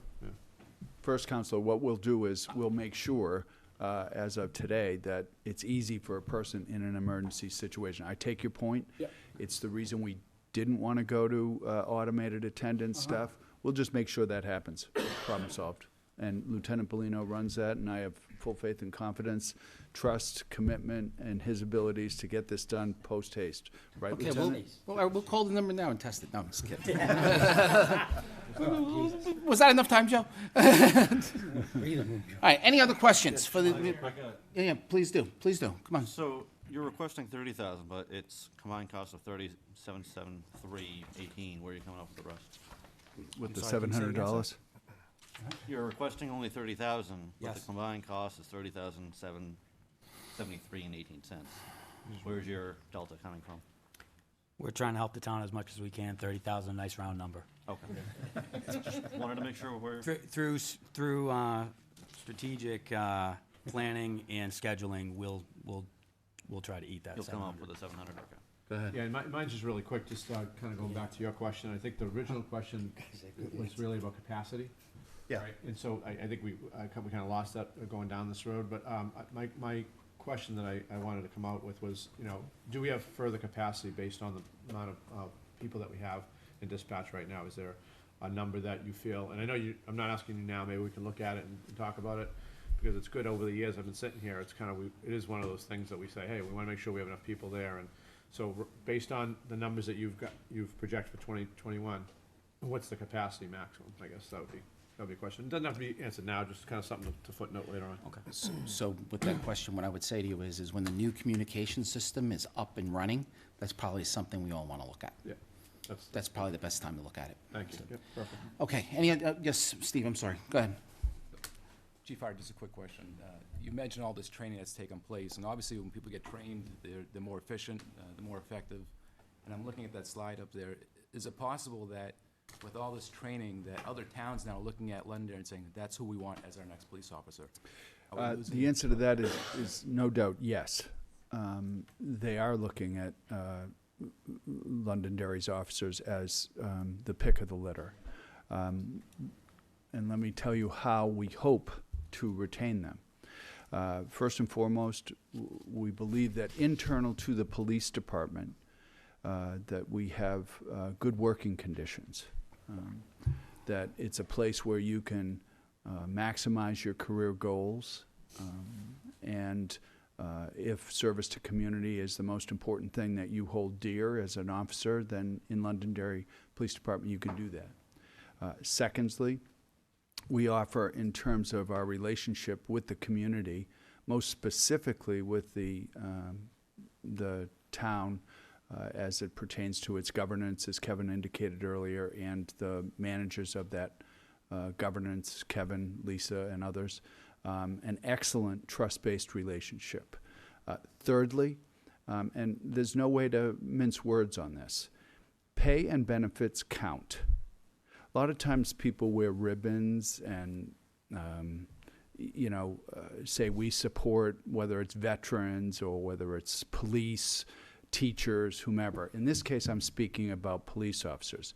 No one comes to work for free, ever. No one puts their life on the line for you for free. They do it for good pay and benefits. They don't have to be the best pay and benefits, but it needs to be competitive. It needs to be appropriate. And we believe that we have that now. So that's how we keep people. That's how we hope to keep people in the future. But this is not something that happens by accident. It's not something that magically appears because people have good intentions. The road to that hot place is paved with good intentions. It's action, it's commitment, and it's a ongoing trust-building exercise between the police department and the community it serves. Does that answer the question? That's good, thank you. Did you have a question, Chad? The 5,000 for the annual dues, where does that money go for? What is the reason for it? It's a regional team.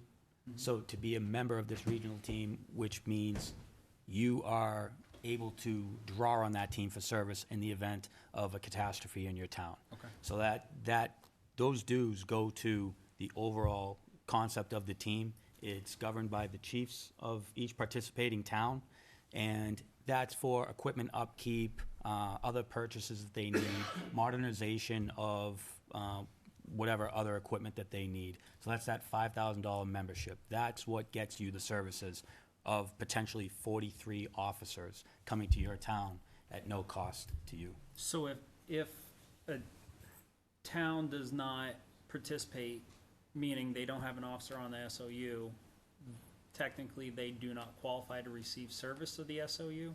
It's not immediate, but my understanding is the team is not going to turn a blind eye to a community course. in need.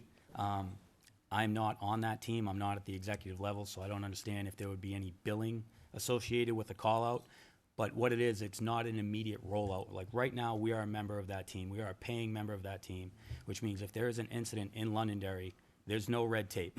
You make one phone call, you have upwards of 43 officers and their equipment and their skill sets in your community at no additional cost or burden to our jurisdiction. Be it, we might only have 3 officers and a supervisor on at that time, but within an hour, we could have upwards of 43 additional officers to deal with this incident. Yeah, and also the regional team, the way it operates is that we support other regional teams. So our team has gone into Nashua to assist them. As of actually recently, I believe that our Bearcat went over there to assist one of their operations. Probably about 7 or 8 years ago, we went out to Greenland, assisted Seacoast team out there, along with state police. We had over 100 tactical officers. It was during that unfortunate tragedy where Chief Maloney was killed and 4 other officers were injured. But this team is extremely important, not only to the communities it serves, but to the state of New Hampshire and what we represent. So we would never turn a blind eye to any community that is in need of service or any other team that's in need of service. We're a brother sisterhood that is here to serve the communities that we protect. One last follow-up. So that $5,000 goes into a pot that is made up by the dues paid by the other 11 members. That each year is spent on upgrading equipment mostly, almost exclusively. So for an example, the type of long rifle that's used by the SOU may be different than the type of long rifle that we use. It has a different need and application. Similarly, we recently got a grant, Londonderry being the moving party on it, as it is for all grants with regard to the SOU, for night vision. We had to put in some money that enabled the support of the grant, so that money goes from that pot. So it's that type of thing. And the last thing it goes to is specialized training for the unit. So the OGONs, which is an overnight deal, is sort of a separate type of training. But the ongoing training, they may bring in special speakers, special tactical operators who may be able to advise some of the training in a different way. So that's what that pot of money goes to. Now, importantly, and I want to reiterate what Chris said, the folks who are on the Special Operations Unit, we ask that they bring those skills back and in roll call go through those tactical skills, how to approach a person, how to deal with an unruly subject, how to deal with mental illness issues, how to deal with a barricaded subject. When you're the first person on the call, what do you do? So those skills are brought back to us and sort of spread throughout our department. So. Thank you. Is there anything further? I just have a couple of follow-up questions. Everybody all set? Are they all done with this part? Yeah? But I think they're done with the PowerPoint. We're done with the PowerPoint, right? Yeah, I just had one real quick. I just wanted to recognize the town manager and captain, just that fact that, thank you very much for recognizing that education and training to increase the line item there is important to the retention, to what you talked about earlier. Yeah, it's pay and benefits are great, but to Steve's concern, I think that, in my personal life, I've never had a problem with overtraining, if you want to call it. People stay because of that, and if they want to jump off and go to another town, they're not going to get that benefit. And we've seen over many years. I've sat here 9 years. We've seen more and more of the officers continue with that education, take advantage of it, and that's why we have the great team that we have right now. So I applaud you guys both for that. Thank you. Yeah, I just want to clarify, I wasn't discounting the training, I'm just the turnover. I wasn't sure if it's creating more turnover. Right, and that's why that's reverse, and that's why I thought you were going. So that's why, in my personal life, I've seen it actually be a retention tool, And I think they're using that tool very well there. Thank you. All right, so just. Can I address turnover specifically? So we have very low turnover, which is really a great thing. It costs about $250,000 to train somebody up to get in a radio car and respond to a call by themselves, knowing a basic function of what a police officer does. The folks who leave Londonderry do so generally for very specific reasons. They want to go to much bigger departments. The ones that come to mind are Tampa. We had somebody leave recently to Manchester because they want a different kind of policing. Most folks who come here, after a while, they stay here. We don't have a problem with turnover. We have very good retention. And I think it's because we succeed at the three things I talked about earlier. Thank you. All right, just a couple of quick things. One is they did go out to the Chiefs Convention. The council did send them out there with a mission. One of the things that has come to light very recently is that up at the Laffa Recreation Fields, there is there's an increasing amount of activity, and candidly, as a community, that's a blind spot for us.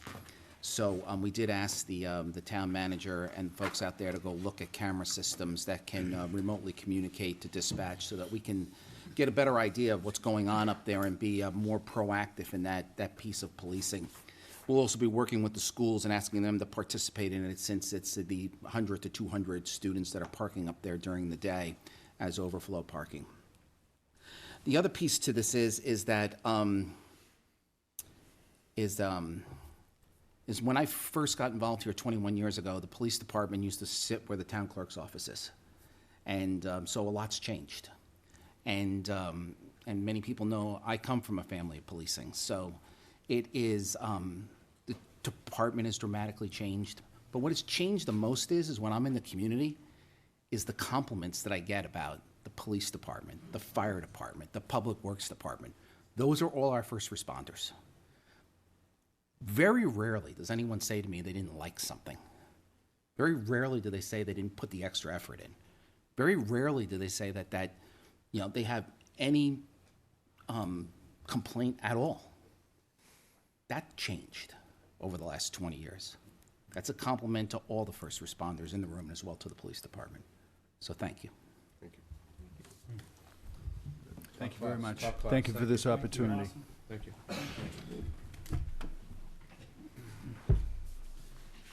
All right, next up, fire department.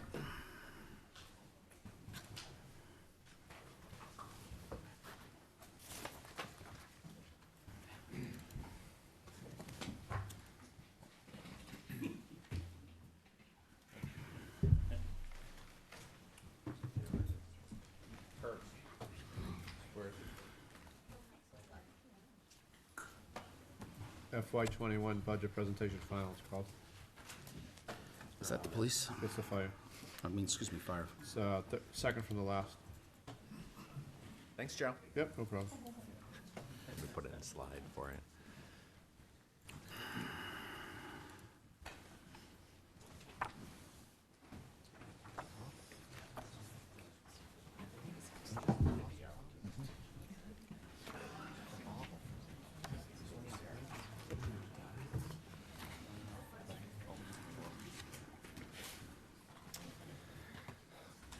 Good morning, everyone.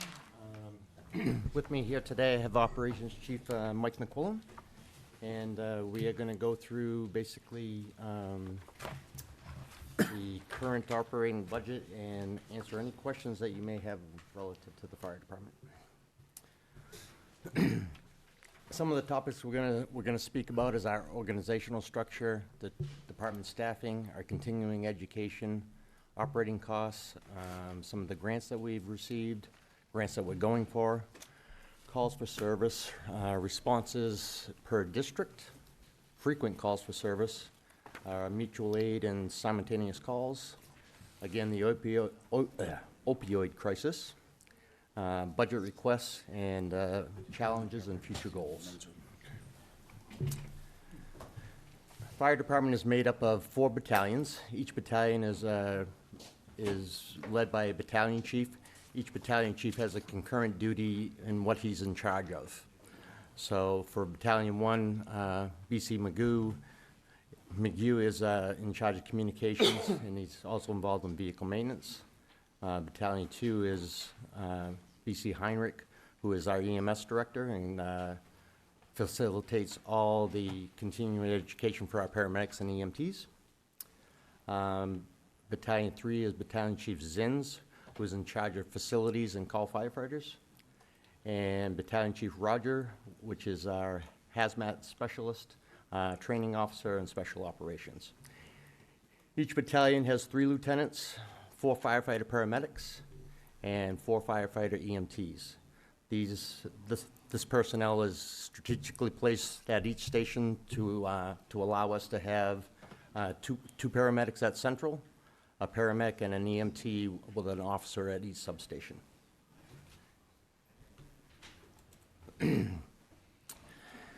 Has what I just said. Okay. This is with right now. So what we've done with the grant that we received back in 2017 was still in the process of bless you. Still in the process of hiring the 4 firefighters from that grant. Once we get all these people on board, this will bring each battalion up to 12 members per shift. Further in education, over the last 4 years, the department has sponsored many of our personnel to take their paramedic programs either at one of the technical colleges up in Manchester or through the Elliott program. We currently have 1 enrolled in there now and is due to graduate in the spring. And recently had 2 graduate this past spring of 2019. We also have 1 firefighter enrolled right now in a master's program for emergency management and several others that are going for their associate's and bachelor's degrees. The department's current operating budget is $8.8 million. Out of that, $7.8 million is for personnel. $512,000 is for the operational costs of the department, and $545,000 is for our capital leasing program. The department also generated revenue for FY19 of just over $1 million between our ambulance services and our dispatching services.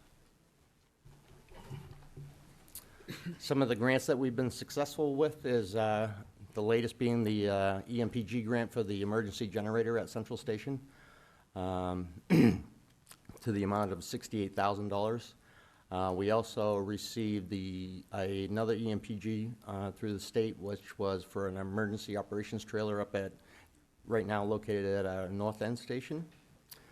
EMS in the warm zone, and like the police officers were talking about, we live in a different day and age nowadays, so what this is for is basically the training and the equipment for active shooters. So it's ballistic equipment, vests, helmets, special medical devices that we use for incidents like this. We went for an AFG, so Assistance to Firefighter Grant Program, for the amount of $210,000 that we weren't successful for this year. And what we were trying to get is gear extractors to launder the personal protective equipment of all the firefighters, along with they make a lifting system for the back of the ambulances that actually takes the stretcher, lifts it and lowers it, so the firefighters are not having to lift it into the back of the ambulance. Chief, when can you reapply for that? Huh? So we're putting in another application this December, but what we're gonna go for this year is to replace all of our breathing apparatus. Okay. But you're not gonna go back to this, because I know we were all kind of a little bit excited about this one, especially with the lifts. Not at this time, Joe. Our SCBA's are reaching their life cycles, and it's a little bit more money than what our capital account has to offer. And I don't really want to go back to the voters, and everybody that has applied for for SCBA's from this grant has been successful. And we've reached out to a lot of these departments that have been successful to kind of get pointers from them on, what to do, so that we're going to go for that this year. I can't say that we're not going to reapply for it again when it comes out. It comes out at like every 6 months. Sounds like the priorities are right there, but I just was disappointed about this. What can you do, right? Yeah. Me too. Yeah. Me too. We're also going to be applying for another EMPG grant as soon as I close out the generator grant. What this will be for is all the training room equipment for not only the training room, but for the EOC, Emergency Operations Center.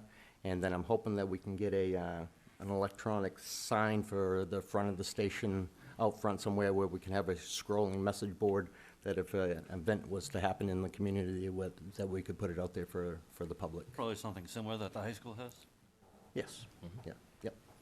And also, the last grant that you see here, the New Hampshire Project First, which is pending right now, as the police officers also had talked about, this is training for not only the first responders for the opioid crisis and the overdose crisis, but it's us reaching out to them now and training personnel where we can give what they call recovery kits to the families and to the people that are involved in this crisis.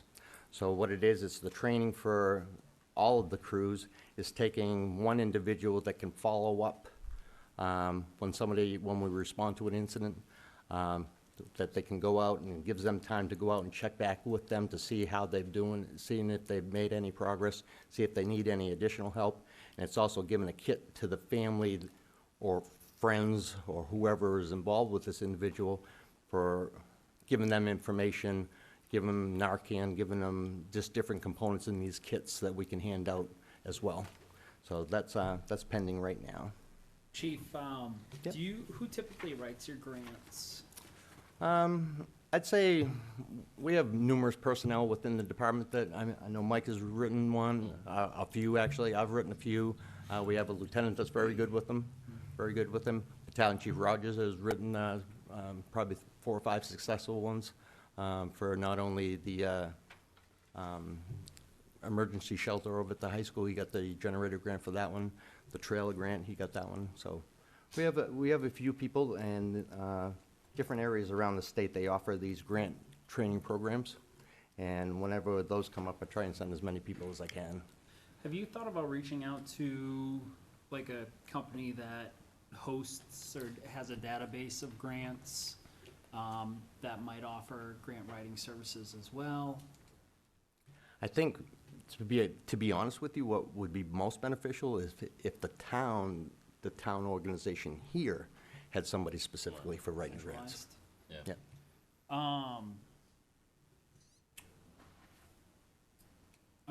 I heard in passing from someone saying that in this area specifically, there's a lot of old money. So, like linking up with a grant writing or a database organization or whatever that would have access to those funds so back to that old money.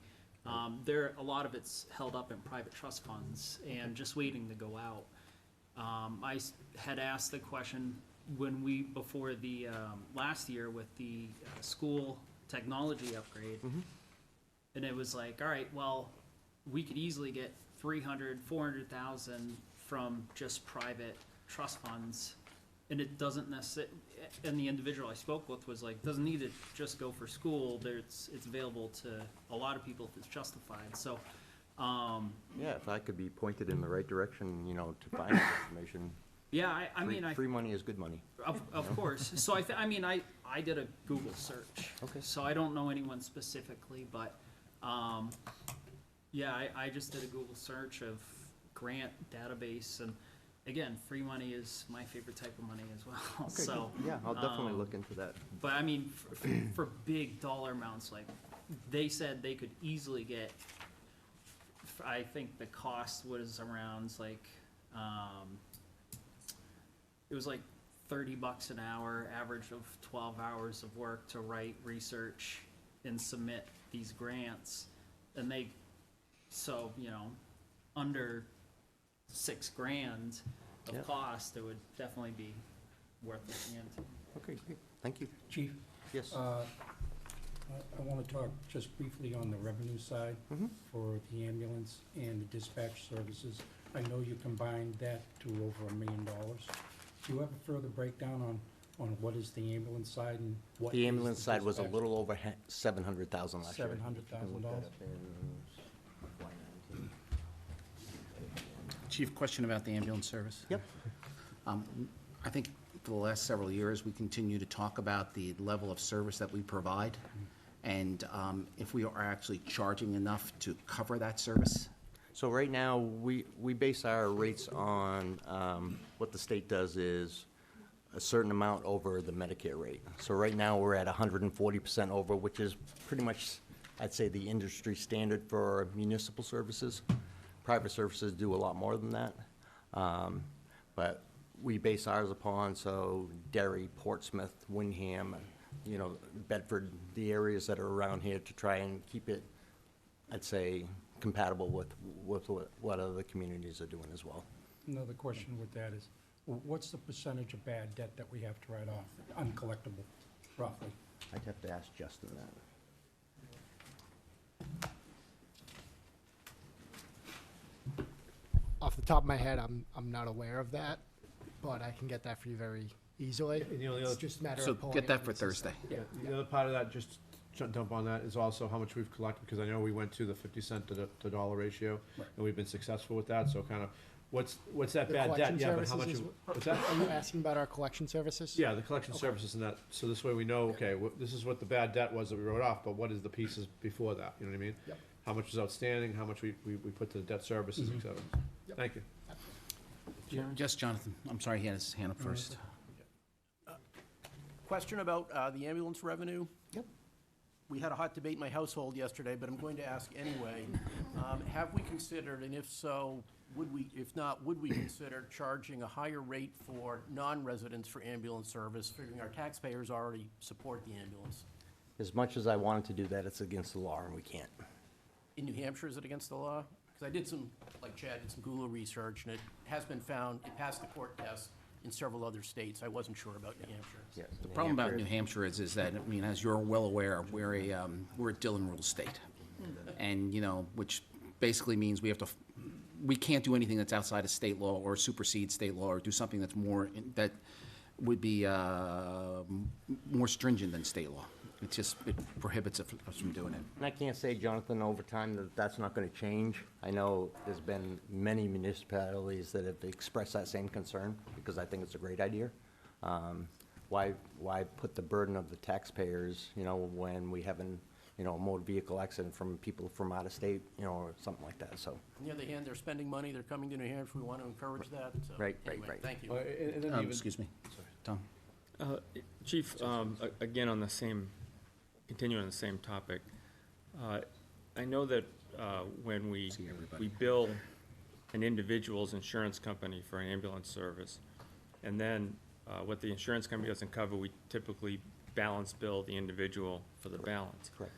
Do we ever, because we have such a large number of vehicles passing through our community on the highways and so forth, we have a lot of people from out of town or even out of state that may require ambulance service. Do we have the ability, or have we ever considered billing a community for an ambulance service? Let's say you get Mr. Smith, who gets a transport to Elliott, who either doesn't have insurance or doesn't pay the balance billing. Have we ever thought of going after the community from which that, if that individual is from some community in Massachusetts or another New Hampshire community, do we have the ability to go after that community, or do you need legislation to help with that? I think we'd need something, probably, it might be just as easy as a town ordinance. I believe it's Hudson with Litchfield, they do that basically if Hudson provides the ambulance service for Litchfield. If a Litchfield resident does not pay that ambulance bill, Hudson bills the town of Litchfield themselves. For us, when we go mutual aid for an incident, whether it's Windham, whether it's Derry, or whatever the case may be, we are collecting the revenues for that call. So if we're transporting somebody from Derry up to the Elliott Hospital, those funds are coming to Londonderry. They're not going to Derry just because the call was in Derry. So I don't know the answer to that, Tom. I think it would probably be hard pressed, you know, if I had somebody from Andover, Massachusetts, and sent Andover, Massachusetts a bill for, you know, for something that I did to them, but I can look into it. I just don't know the answer to Okay, that. if you need legislation in order to do that, raise your Yeah. hand, and we'll. I will. I know. I'm, No, I'm Betsy's- reasonably sure if someone sent us a bill, I know what we would do. Forget about it. Red line and send it back. No doubt about it. Thank you. One last thing Yep. on the dispatch Yep. services. Now, how many towns do we dispatch for now? Currently, we're dispatching for 2, Pelham and Hampstead. All right, now, with the upgrading of communication equipment at the new station, will we have the ability to go out and reach out to other communities for revenue? And I have that in my slide presentation. Thank you very much. Okay, let's proceed. So emergency calls for service in 2018 was the first time that Londonderry breached the mark of 4,000 calls. We were just a little over 4,000. Hampstead did 1,200 and Pelham did 1,672. So I put that in there just to show you, for an example, the total calls dispatched from our dispatch center was almost 7,000 calls. Londonderry to date, right now, we're at 3,250 calls. Hampstead about, and I got those back because I apologize. Pelham is actually at 1177 and Hampstead is at 887. And this is calendar year, right? Calendar year, correct. Do you think we're gonna meet or surpass the 2018 I numbers? think we're gonna be probably pretty close to where we were last year. We might be actually a little below what we were last year. I mean, that averages another 381 between November and December each month. Could be, it'll be close. It'll be close. What this does here, this breaks it down into responses per district. So as you can see, it's pretty much staying the same. Station 1 is about 33% of our calls, Station 2, 46%. Central, I know Central looks low at 19%, but what I need you to understand there is Central is where all the specialized equipment is located. So the rescue truck, the ladder truck, the tanker, when everything is all said and done, will come back there. So that being said, I can break it down for you if you folks would like to know in later meetings, and I have it here with me as well, is the responses. So out of those 4,013 responses, I can tell you that Engine 3, which is the engine out of Central, went to 2,900 of those. So just understand that that's going basically to subsidize or attribute to basically the outstation responses as well. So Chief, sometimes, I don't know what it is, but based on where my house is, I can hear Kevin announce football games, and I can hear when the station goes all stations. How often do we go all stations? Get to that as well. All stations. This is our call volume history. This was a question that was asked. So basically, back in 2009, we did 3,100 calls. And again, last year, 4,013. That's about a 28, almost a 29% increase over the last 10 years. So of those 4,000 calls, how many times, so what I'm trying to get at is, how many times do all 3 stations respond to the same call? So what this is showing you here, basically, our simultaneous calls, 2 or more calls at the same time out of that 4,013 calls last year. 2 or more calls is 2,139. 3 or more is 896. And it breaks it down to all the way up to 16 calls we had. So We had half. 2 incidents. So, Okay. Slide 14 for you. Thank you. you're welcome. Mr. Chairman? Yes. Chief, the question that you get asked every year, and we get asked probably 10 times a year, so this is a chance to educate the community again. Why do you sometimes see fire trucks responding along with an ambulance to a medical call? So when we get the call determinant through 911, it breaks it down to Alpha all the way up to Echo. And what that is telling us is the severity of what the incident is. If it's anything over a Bravo call, meaning Charlie, Delta, or Echo, the engine company goes to assist the medic crew just for personnel-wise and for the severity of the incident. It's determined based on the call. You're not really there yet, you don't really know what you need, but you want to make sure you're prepared. Gotcha. What this slide here is showing you is basically, it hasn't changed over the last 3 years, what our busiest days of the week are, Tuesday through Friday. And the time has pretty much stayed the same as well, 7 a.m. through 7 p.m. Chief, we still provide ambulance for all the football games, right? We do. Because remember about several years ago, we talked about, having to distribute costs to that, to the schools or anything. We don't do that, do we? We do not. This slide here is breaking down our mutual aid, both for given and received over the last 3 years. And as you can see, over the last year, for 2019, that has significantly decreased for the amount of times that we've received it. Those are simultaneous calls. Some of our frequent responses that I just wanted to bring up to everyone is obviously the urgent care facilities. 2018, the urgent care on Buttrick Road, 233 responses. That was a 22% increase from 2017. The assisted living facilities, those are very taxing as well, 16% increase over the previous year. All the way up until basically Interstate 93, and I think when that's finished, slated for what, this coming summer? Yeah, July 1st. July 1st, when they have all 3 lanes open from the state line up through Manchester, you'll see that increase as well. Chief, what's driving the high responses at the airport? At the airport? Yeah. Medical calls. Just medical calls. A lot of them are people falling on the escalators or falling at the curbside. Yep. So let's stay on this for just 1 second, this Yep. frequent response thing. So Woodmont is, advertising this new 65 and older facility called Baldwin. Part of our development agreement with Woodmont is that they need to, at a time in which we determine the need, we'll have to put in a public safety building with the ability for police and fire to respond from that building. If you guys could look at going forward as that starts to develop out so that we can stay on top of asking them to do that. I'm not exactly sure how we need to determine that or figure that out or when to push the button and tell them it's time. But if we can start separating that out and start watching it. I think a placeholder on this frequent response list might be good to watch, you know? Yeah, and I appreciate that. And the same thing for police. Because Captain Bernard. because the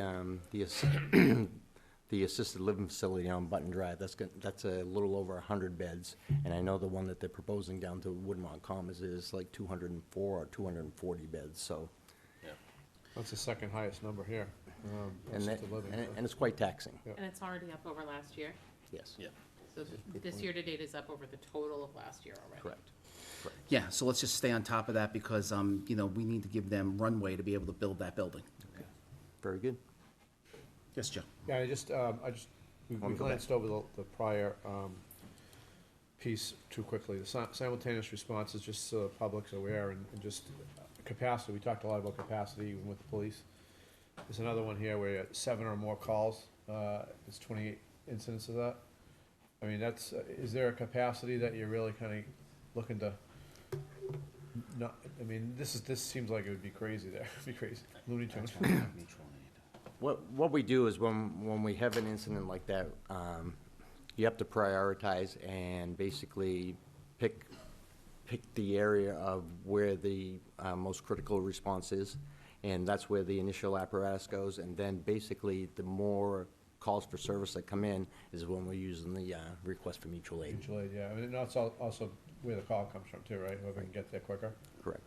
Yeah, just, again, capacity, when we're talking about personnel, and you have 2.5 there, is that we said, or 1.5? A prior slide.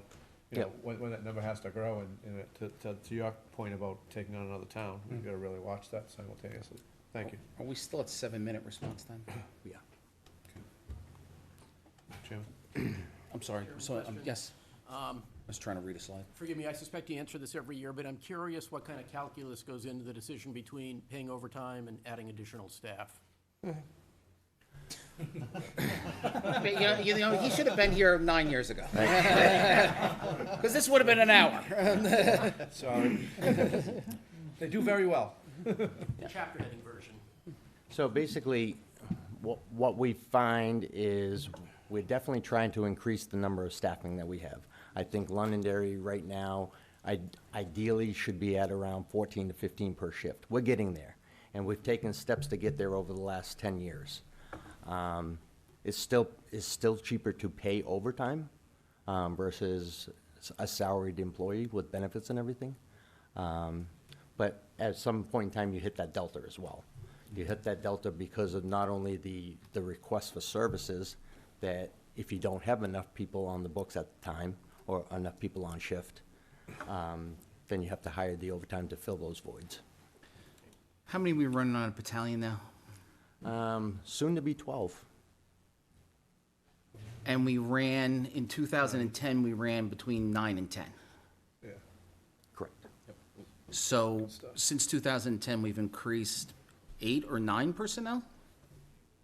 We have put on 8 additional personnel since 2008.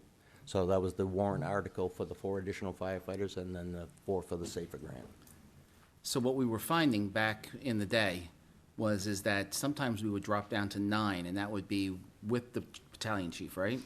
So we dropped down to 9, so we'd be sending out an engine with 2 people. Scary. So when we hooked up a hose, we would go blind to the pumper. No one would man the pump. And that just reached a point, not only with NFPA, but with the town, that was just unsafe and unacceptable. Call the dead man pump for a reason. Yeah, so that's why we went to the voters and asked for more personnel, and the voters, over a period of time, it took us to explain it to them. The first time, we didn't explain it to them correctly. The next time, we did, and the voters understood and increased personnel, because we go to the voters for all personnel. And now we can all sleep a lot better up here, so. So Does that answer your question? It does, thank you. I broke down the opioid epidemic a little bit further as well. So I just got these results back on Thursday. This comes from the New Hampshire Information Analysis Center up in Concord. So what it's showing you is the Narcan administration. So we base our statistics here basically on nothing but the opioid crisis itself. So heroin, fentanyl, anything like that. As of the end of September, we've had 20 incidents that have been not predicted through the state, but documented through the state of the use of Narcan, and we've had 4 deaths in 2019. 1 in January, 1 in June, 1 in July, and 1 in August. And each one of those deaths have been either caused by fentanyl or fentanyl and cocaine heroin mix.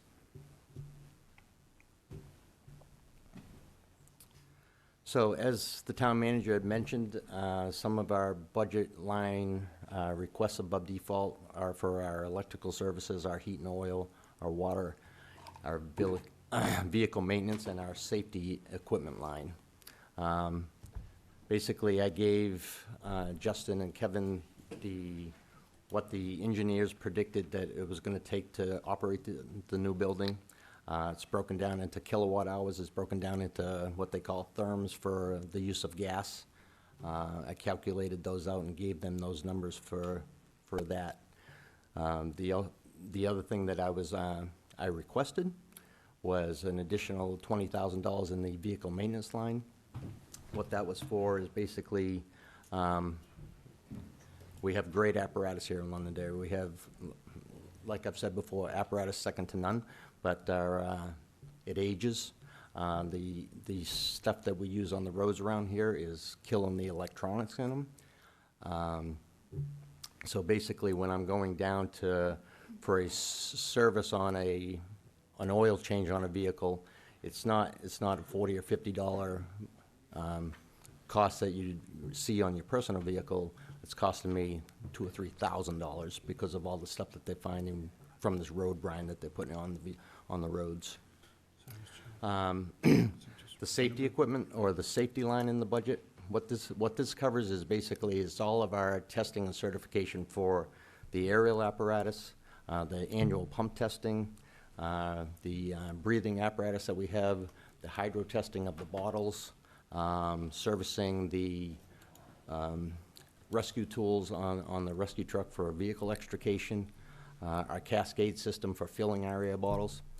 This line has remained the same, as Kevin was mentioned now, for the last 10 years. And we're finding that these costs to do to keep up on these items, which we have to do. It's not a choice of when or where, we have to do it each year, is increasing each year. So we're finding it difficult to be able to get all this stuff done underneath that particular line in the budget. And I broke Okay, it let's down. stop there for, okay, I'm sorry. I broke it down a little bit further. So, for instance, back 6 years ago, when we bought a set of turnout gear for a firefighter, it was around $1,400.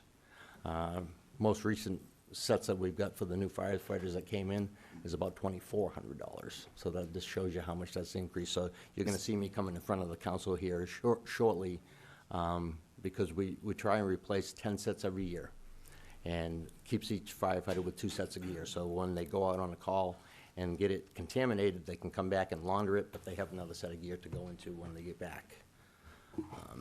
This is the firefighter's personal gear. Correct. Correct. All right.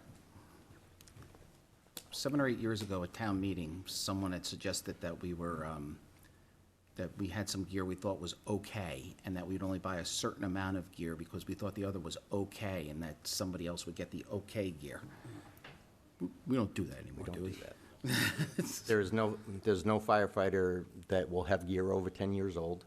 We're on a schedule this year to replace, I think, what, 8 to 10 sets of gear? I think we actually have 12. 12 sets of gear this year. Yeah. But we keep it so what the NFP standard is it doesn't exceed the 10 years old. Any damage that's done to the gear, on an incident, it's sent up to the manufacturer and either repaired or replaced. And part of the new facility that you'll see when the central station is done which was a very high component of designing this building, is basically when the crews get off of fire truck, they get out of the apparatus bay, they can go into this room, and when they get into this room, they can basically gross decon with a hose. It goes down to a special drain. They can take off their gear and put it into a gear extractor, which will wash the contaminants out of it. They can take off their clothing, their uniforms, put it into a residential washer and dryer that will be in that room, walk into the next room, take a shower, and in that room there'll be basically like hospital gurneys or whatever, gowns that they can wear to go upstairs and then take a final shower upstairs. So there's no contaminants coming back from an incident that will make it to any living space whatsoever. The gear room that we're gonna have in this new station, it's all negative pressure, so any of the contaminants that are in that room from the gear hanging in there are not gonna contaminate the rest of the building as well. And just to note for the Council and Budget Committee, I did fund the safety equipment certification line, $8,000. It's not in your budget books because I made that adjustment after it went to print. I did not fund the request for the additional monies of the vehicle maintenance line, not dissimilar from the police department. I am spreading the love among all of the departments. Understood. Janos, you even got some love too in your budget, so. Even you, yes. And the other thing I would point out is, as Darren talked about, we replace the equipment now on a regular basis, and that is due to the funding that's in the fire department equipment capital reserve fund that we've been funding now for the last 5 years. Thank you. So what I also wanted to talk about, and I think, just food for thought, is basically a communications revolving account. What I'd like to propose, be similar to the police outside detail account, is funds that are brought in from our dispatching services can be put into this account that we can use for not only the upkeep and the maintenance or replacement of equipment in the communications division, but also maybe days down the road can be used towards salaries for people that are going to be in that communications division. Because as we were talking about earlier, there are several communities out there now that are looking at us for our services. I think we have a great opportunity to do so. We just don't have the personnel in there right now that we can provide those services. Right now we have double coverage in there Monday through Friday from 11 a.m. to 7 p.m. That's what, we base that on the statistics that I showed you earlier. The 7 a.m. to 7 p.m. is our busiest hours. But there's times in there now when there's one dispatcher when we got 3 different incidents going on, or 4 or 5 different incidents going on for all 3 communities. So it's taxing, and I don't want us, the only way I'm gonna do this is be successful at it. I'm not gonna do it, and I don't wanna put anybody in jeopardy, and I don't wanna fail at it. But I think we're pretty much at our limit right now, what we can do with the amount of personnel that we have in there. So taking the funds that we're receiving from these different dispatching contracts that we have, putting it into this account, we not only have to not go back to the council to say, hey, I need monies for this, or go back to the voters to say, I need monies for a warrant article to repair something. These monies that we're receiving from these different communities can be put into this account where we can basically tap off of that instead. Okay.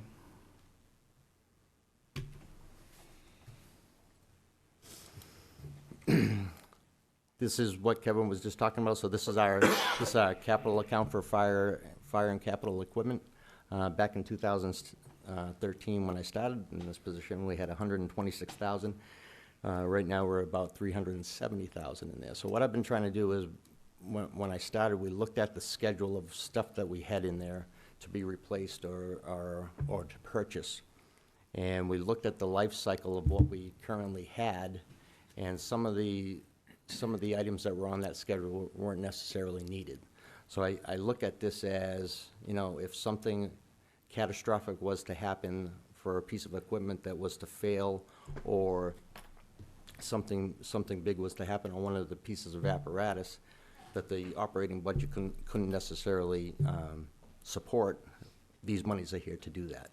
And you're gonna see probably over the next couple of council meetings is I'm gonna come and I'm gonna request funds out of this, not only for the extractor that I didn't get in that grant, we got personal protective clothing and the defibrillators for the town implementation that we were talking about. Lifts for the ambulance? Huh? Lifts for the ambulance? Not yet, Joe, unfortunately. I keep reminding you, don't worry. So, as the town manager was mentioning, we put $50,000 into that account each year. I think at some point in time, we're gonna have to look at probably bumping that number up a little bit just to keep that balance in there sustainable. Again, everything is going up in price. Gear has doubled in the last 6 years for protective clothing, and I just don't want to see it be depleted and we're not able to pull off of those funds. Future challenges and impacts for services. So what we're doing right now is we're looking at a little organizational restructure within the fire department and implementing that. Planning for future leaders in the fire department and upcoming administrative staff. Our continual increase in call volume. The additional assisted living facilities that are proposed in town. The additional urgent cares that are proposed in town. The increased traffic on the public roadways. And just basically meeting the services and the needs of the citizens within the community. Some of our goals and objectives over the next year is to conclude the renovation of our expansion project over at Central Fire. Continuing the redrafting process of our standard operating guidelines that were basically, they were drafted back in 2012, so we've had a committee now over the last year that have gone or are still going through these operational guidelines and changing some of them, updating a lot of them, taking out ones that are no longer needed and putting in new ones that we should be identifying things on. Again, looking at the basically the growing of the community is to identify any additional need for staffing and restructuring the department's organizational chart to meet the demands of the community. Continue to identify and pre-plan for the increase in service demands to the department and to maintain a high level of training and professionalism with personnel to assure that we will continue to meet the needs of the community and to mitigate all the services that we were called upon. I just put in a couple of slides here to show you where we are with the expansion project. So 4 bays the 4 apparatus bays are completed. As of yesterday, they just poured the slab for the operational wing and the additional apparatus bay. Where's the pizza place? This is showing the pizza place that we all heard about. That's just the upper view of the operational wing. That's a great view. Unusual view. And this is, I put this in this morning actually, because they were working right now to put in the final furniture for the dispatch center. So to the left, it shows you our old dispatch center, and to the right, it shows you 2 new stations in the new current dispatch center. So just for everyone's clarification, how many stations do you have? We're gonna have 3 with room for 4 eventually, if we need it. Expanded capacity. Questions for the fire department? I just saw Tim, then Jonathan. Go ahead, Joe. So I waited for this, we went through slide number 16 a little fast, but we got so much into the budget line request, I didn't want to confuse the subject. So opioid epidemic, and I see the numbers here. What we don't see, this may go to the town manager, is a combination of when we started having Narcan, the police vehicles, and distributing that. Because as we say, it's an epidemic, and the call for the need for that, I mean, just looking at 2019-20 as of 2019, and obviously with the 4 deaths, but what we don't know is when exactly on this timeline, 2013, 14, 15, 16, do they start using Narcan with police, and how much has that helped that overdose? You know what I mean? Like, where did that start affecting these numbers? Right. So I think just to look at it from a 5,000-foot view as a town, those numbers kind of need to be combined between you and the police department, and really look at how we've affected change there. I just think it's good to look at, maybe in another, one of the other sessions coming forward. Jonathan? Saw the line in the budget for the hazmat supplies, and I'm just curious how much reimbursement we're able to get after a hazmat response.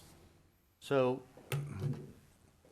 us as well, or similar to the police department with their SOU team, we belong to a regional hazmat district team. And we pay a fund for that every year as well. And when they're called upon, they bring up the equipment and the resources needed to mitigate that incident. The hazmat team at that time will bill the people or the industry that is causing that spill or contamination or whatever to get a lot of their materials and equipment back as well. So it all goes back to the regional unit. Regional. And we do the same, Jonathan. If we have an incident here in town, because Londonderry has Like the tank. right, Londonderry has a lot of its own resources. So if we respond to something that we don't necessarily need to call the hazmat district upon, if it's a billable resource for some of the equipment that we're using, we will do so. And that we goes have back done into so. the other revenues line in your budget, I'm asking. Does that particular money go back? Yeah, the reimbursement. That would probably go back to the general fund, right? Depends on Yeah. when we receive it, when we receive for specifics, yeah. And a lot of times at the companies that we respond to that have chemicals, when they have a spill, they'll contact the cleanup company, that'll come after we've kind of stopped the hazard. When that cleanup company arrives, they'll replace a lot of the equipment, the speedy dry, the booms that we use in the pads, right there on the spot onto our trucks. And so it's done, and we still stay fully staffed. The ones that we'll end up using that we spend it on is gonna be at like a homeowner's house where if their oil tank fails and we have to use the absorbent pads there, or if a hole develops, and we plug that hole, that's not something, you know, we're not gonna ask the homeowner to buy us one. So that's where that money will be used. Thank you. Yes, Tim? 2 questions. One is, do you have any updates on what the call volume is for 2019? KRSA?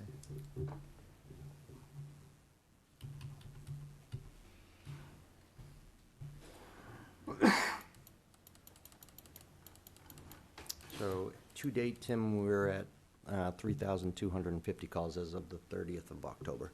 Okay. And my other question was, what do you think the attributes to the fact that our received mutual aid has gone down from like 67% to roughly 54%? I think with the increase in staffing that we're trying to implement, you know, we're running each crew right now at 11, soon to be 12. I think we're capturing more of our own calls. Because I remember that was one of the reasons we were telling the citizens that we need more firefighters because we can't keep getting that much mutual aid. You know, it's almost like other towns are like paying for our firefighters, in a sense, so I was hoping that number came down, so it's nice to see it as, so. Any other questions?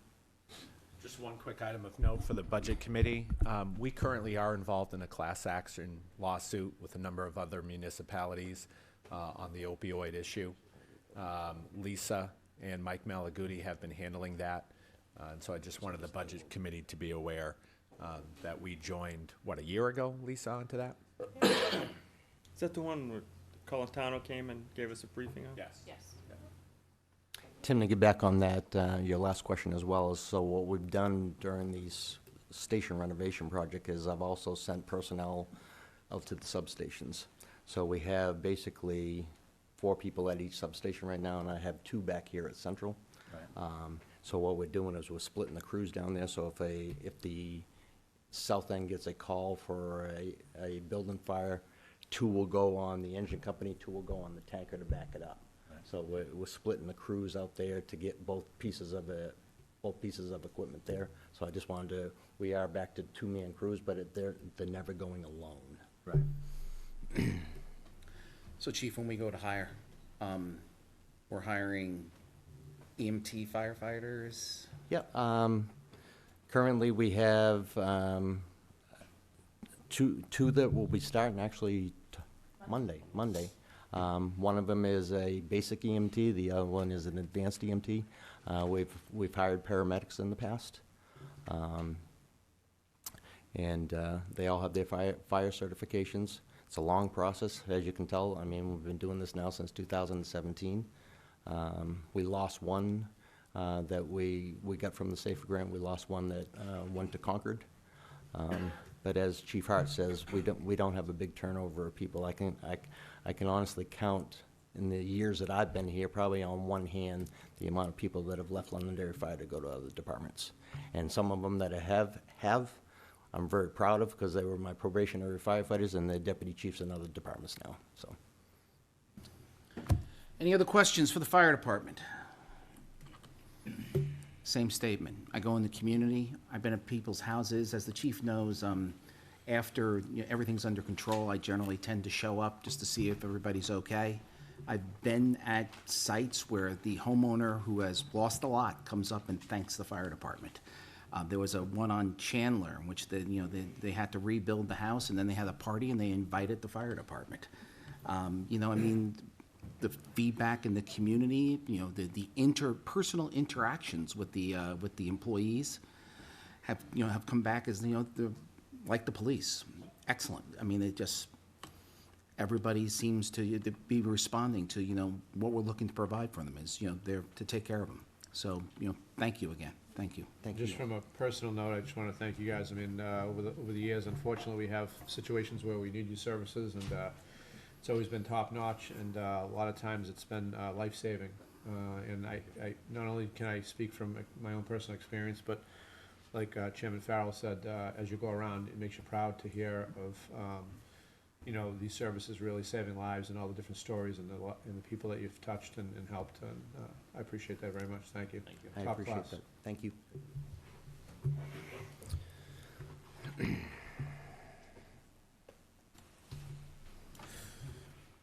I do have actually one last question. Sure, go ahead. With the construction on 93. Yep.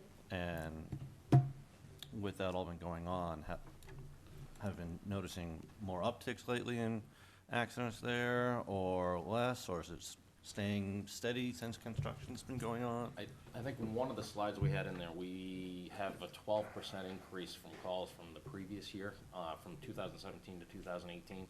So we're still seeing an increase in the incidents on 93.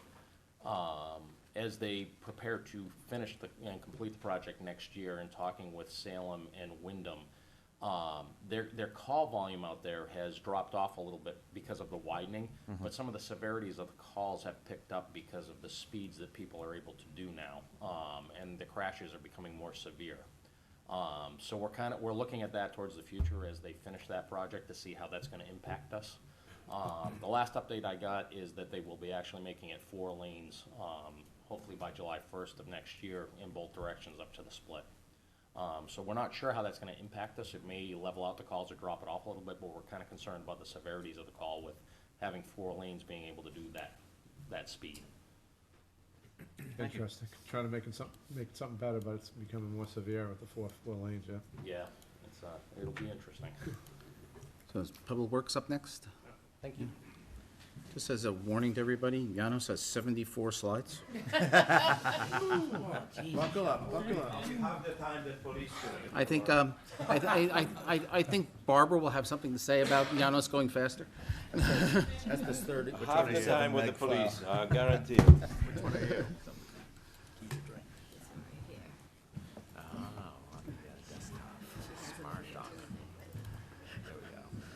Just open it up too. Are you on the slide now?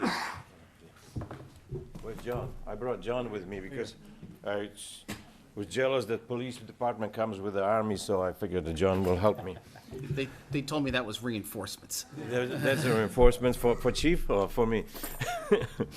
Yeah, so before you guys start, just so that everybody understands, I mean, we thank the first responders at the beginning of every town council meeting. Please don't underestimate that the Public Works Department is among those first responders, because when we have a storm, when we have snow, when we have ice, and in the middle of the night, they're the ones out there. And they're the ones protecting us in the community so that the fire department, the police department don't have to respond to some things, because they're out there generally first and making sure the roads are safe. And So then- with that, And then the last to clean up. well, that's true as well. Yeah, the worst, if I may, the worst thing is, and when a pumping station craps out, it's our public service folks. No pun intended. Public service, I will have a couple slides about it. yeah, that How many times have you seen me out there when you're out there? Oh, yeah. are standing knee-deep in sewage. Well, with that pleasant thought in mind, let's move on. I think, again, actually, the full budget is somewhat simple because not that many changes, from year to year. We're not asking for anything special in this for 2021. Fiscal year will be pretty much the same as 2020. Our organization chart didn't change, the same amount of people. We're not asking for additional staff. I will start with the solid waste. Responsibility for solid waste division is the same. What we are in the scope of work, all the way from picking up the trash, recycling, running a seasonal drop-off center, hazardous waste collection, waste oil, and trying to promote the recycling. Budget, you notice it's a little bit higher for 2021 from 2020, and that is due to the increase in a contract. We have a contract, solid waste and recycling contract with waste, all the way to 2026. This is including the amendment. Before was 2023. Now we amended the contract for additional 3 years, which gave us pretty good price for solid waste for additional 3 years. We kept it, really only 1.5% increase each year. So we were able to negotiate with them. The price for recycling changed because of China requiring really very clean stuff. Contamination level is like to 1% or 0.5%. Before was 5 or 6% of material. They are not taking some materials, so the cost of recycling went up. So when we negotiated that with the waste, we're able to get pretty good price for the future contract. So we are pretty much all set to 2026 with the contract. We know what it's going to cost us, and there's also, if anything will ever change, we have an option of bailing out from that contract. They don't, but we do. So we can step away and look for a better deal. But so I think we are in a good position with that. So do you have in your presentation how much of this we cover for the schools? How much of waste management and recycling do we cover for the schools? I don't have in my presentation. We cover schools. It's under this contract, but it's not separated. In the past, it was separated. So we would try to get some kind of estimate. What takes What would you what it costs to do the schools. ballpark the number at? I will try to get some of that for you. Okay. Percentage-wise, you? Yeah, we'll have to just, see, because how many containers, we'll get to it. Okay, so Justin, that's another one for the Thursday, For this coming Thursday? or the 25th. Oh, okay. So Justin, that's our parking lot question. How much, what percentage of the waste management and recycling services are covered by the town for the schools? For schools, okay, yep. The 25th of November is fine. Okay, thank you. I will provide it. Thank you. As you could see here, pretty much all the numbers are the same for the years, with the exception of solid waste collection, the waste collection service and the recycling service. That is again due to the contract increase. And you could, on this slide, I'm showing how that change is broken down. 3% increase, pretty much through everything else. That's what we had in the contract. And one big change is recycling, that from $30 maximum, now it's $45. And that is only will be increasing $5 per ton all the way to 26. So that's pretty good, increase. That is not a big jump. Was they wanted already like $70 or $80 right now, which is absolutely not. So we slowly increase that, to 75 to 26. And we be able to keep the solid waste to I think $84 or something like that for 2026, which is excellent price. For sewer division, we increased a little bit of miles of sewer because South Londonderry Interceptor is already completed. We have the same amount of pumping station, with the exception that the pumping station on Plaza 28 was rebuilt, is completed, and hurrah, may hopefully less breaks and less nights spent over there on the north end fixing the force main, because part of the pumping station was rebuilding the force main. We have a little bit more connections and commercial connections, because of the buildup in the town. Budget, it's less for sanitary sewer. Again, I want to stress that this is enterprise fund. It's supported by sewer user fees, not by taxes. It's in the budget right now, overall budget, but there's going to be changed as an enterprise fund later on.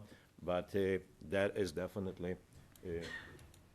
So this, as Giannis is saying, is an enterprise fund. It's not part of the general fund, but it is part of the town's operating budget. They're two separate things now, and this functions essentially as it did previously on its own. It's funded through user fees and things of that nature. So the revenue from user fees offsetting this in the budget. Yep. So let's just be clear. This was demanded by the Department of Revenue, right? Yes. Just so we're So clear. we have to gross appropriate for it, correct? Right. So the state has said we have to budget this way. Just to be clear.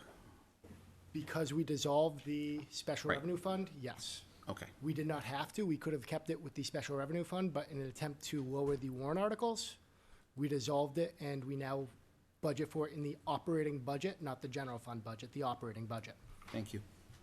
as well as the default budget now going forward. Thank you.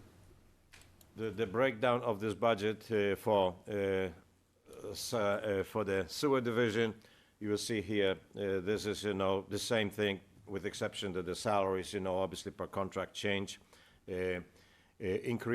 Small increase in usage for, that's anticipated additional usage for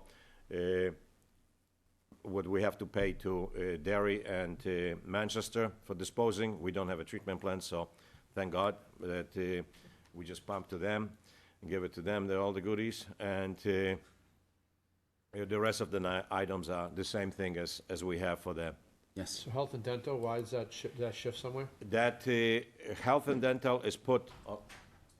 You have that Yeah, wrong. go, On yep. you have that wrong on the slide. The health and dental will still be in there. If you look in your books, that is accurate. The health and dental is charged to the sewer fund because, as I stated, the sewer fund functions on its own. So the contractual items will probably be more like 2020 than the savings, right? They'll probably normalize? Because it looks like it's about 26,000, so. I believe so without looking at it directly. Yeah, I say I removed it because we talked that they would be separately in separate accounts, but but That's sewer. just for general fund. Sewer, because it's sewer its is own. enterprise fund has to be, okay. Yep. So, It went from 147, it's up there now, 147 to 128, so the delta was, it looks like the health insurance and dental, so, okay, good, thank you. all right, sorry, I'll put it back in the slide for Thank that, back to that. No worries. Yeah, so, again, the rest of the items are as per default. You see that for the sewer construction project is reduced to zero from $150,000 because this was left over last year or this year for the finishing the projects that we have for force main, South Londonderry Interceptor and pumping station. Those projects are completed. This is the old pumping station, if you want to see, and that the problem with this pumping station was that it had a very small wet well, so those pumps were running continuously. So there was only a matter of time that those pumps will give up, and the problem was with the force main that was breaking on us too, because connections were rotten over there. And so this pump, this new force main here, it's probably will outlive many of us. This pipe is a high-density polyethylene pipe that is fused with no connections, so it should last for forever. And wet well take a lot of stuff from Northern Londonderry and LS, so right now the pumps will not be running that often.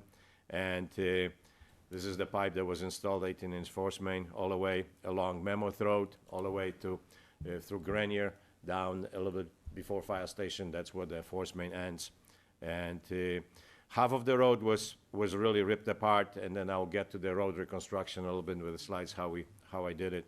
This was a lot of area along this plaza was destroyed because we had to, get the easements from them, build the sewer back and forth. We moved the pumping station in the back, so we had to rebuild all this area. So it was a substantial amount of construction. As you could see here, we had to repave that. This was the old area of old pumping station.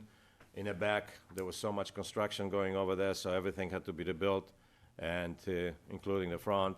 This was the building that we built for the new pumping station, and that's the final product. So when you go over there, you see only a little bit of small building, but there was a lot of work to do that. So that was, $2.5 million, project. So that was quite a bit of work, and a force main was additional $2 million to build. So $4.5 million was just spent on those two projects. We built South Londonderry Interceptor. I think it's only one slide because it's mostly cross-country. That's starting from south of 102 and goes all the way behind Shaw's. And that is another almost $1 million for this project that we will provide a service for that area. Going back to Highway Division, again, we have substantial amount of infrastructure to maintain with 13 people. You can see amount of roads. We have bridges, over 5,000 structures, and close to 60 miles of pipes, drain pipes that people don't see it. It's all underground. The budget it went down from the previous years, and that is because this is correct, that health and dental was removed from this budget and was put in a separate account. Otherwise, you will see pretty much contractual, obligation increases in this slide from all the way from salaries to Medicare and so on. The rest stayed the same, no increases on anything. It's all default budget for every single item that you see here. We're able to, to do that.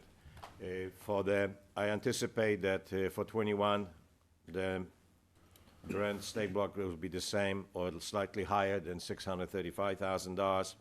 Again, this money is being used for shim overlay, guardrail repairs, sealing, striping, cleaning the ditches, trimming, and so that's not enough money. We need extra money, and we're asking for money in an article for road maintenance trust fund, and that's $650,000, the same amount as we had last year. But in supplemental budget, we will have additional $100,000 that it's coming off from the bond payments from the other ones. This you probably saw many times, that if we don't spend money in the roads, we'll pay 5 times later if we don't catch it on time. So I just want to kind of remind everybody, pay now or pay me later. We are doing better. When I was here many years ago, we were like 100-year cycle. Now we are getting to 44-year cycle of maintenance. We should be a 12-year cycle. So we should have at least, if all the roads are rebuilt and just need to shim and overlay every 12 years, that should be, because pavement deteriorates, we need $2.5 million just to do it every year, just only for that function. So let me see if I understand what you just said. I just want to repeat it so I understand it.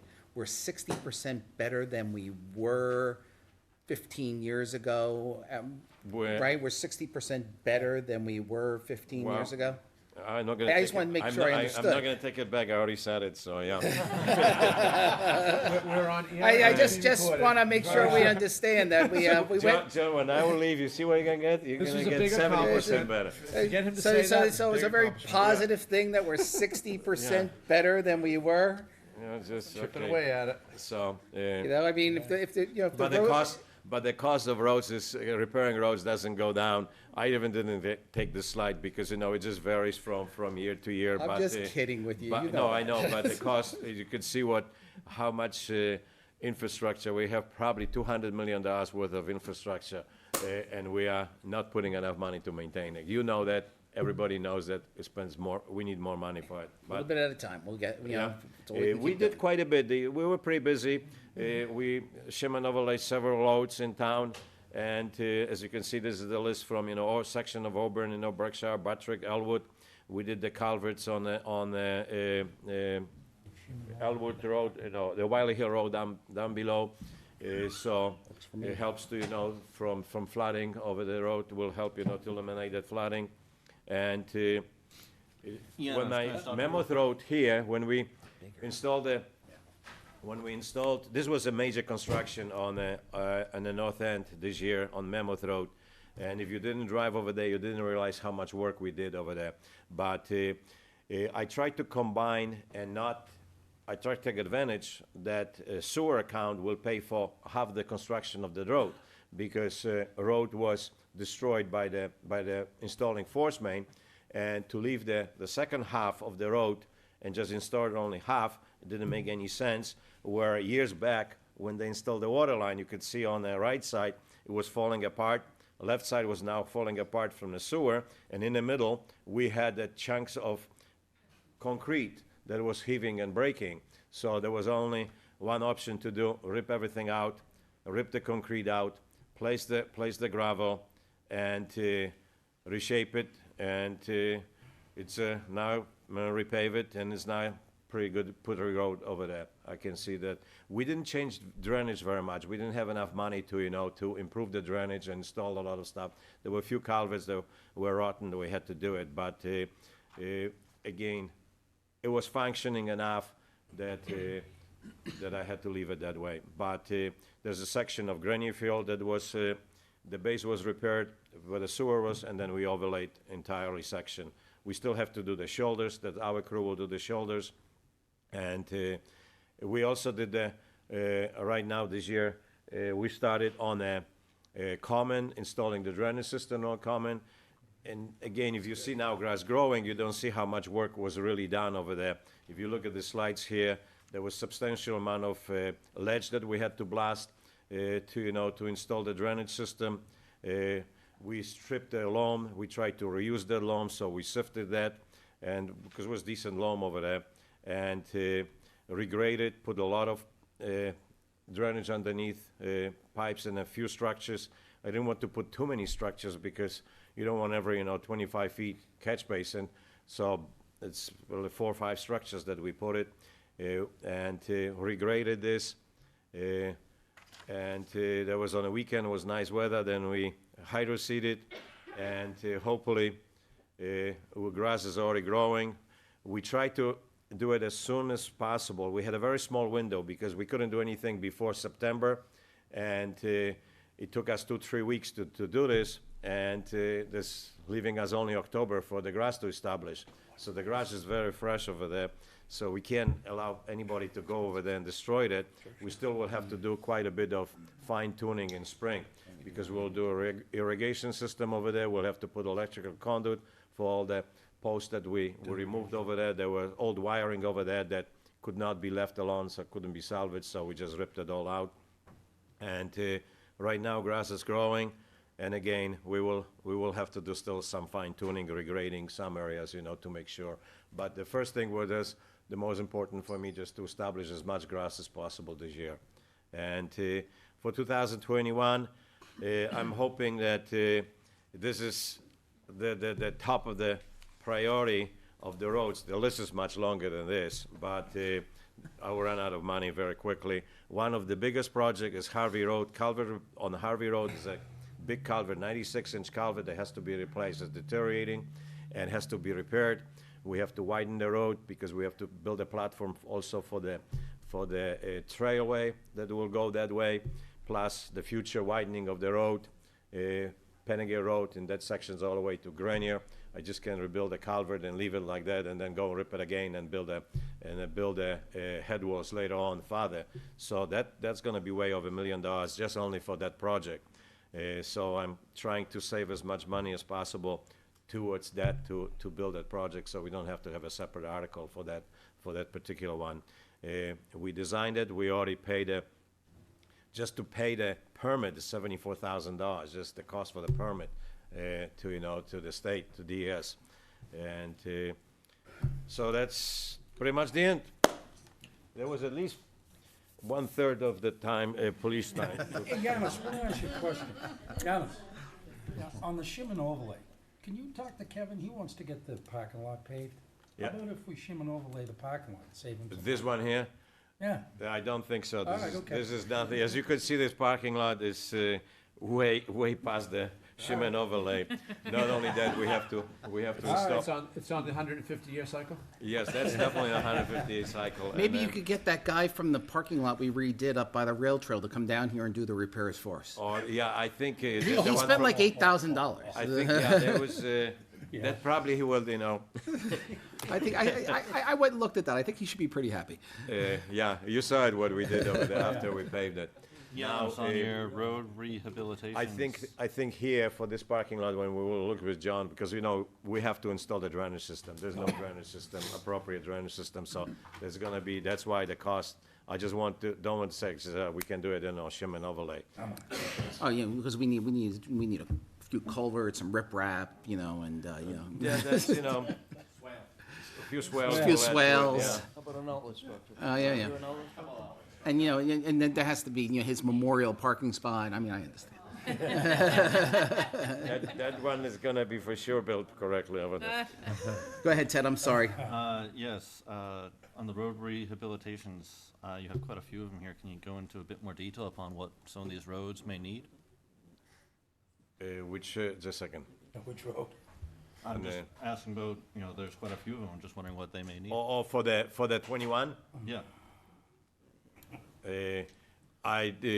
What we basically do, I ask and I drive with Paul, and we say, okay, these are the worst roads in town. We will see that after winter, which one deteriorates more, because they don't have a good base underneath, and so they're cracking pretty badly.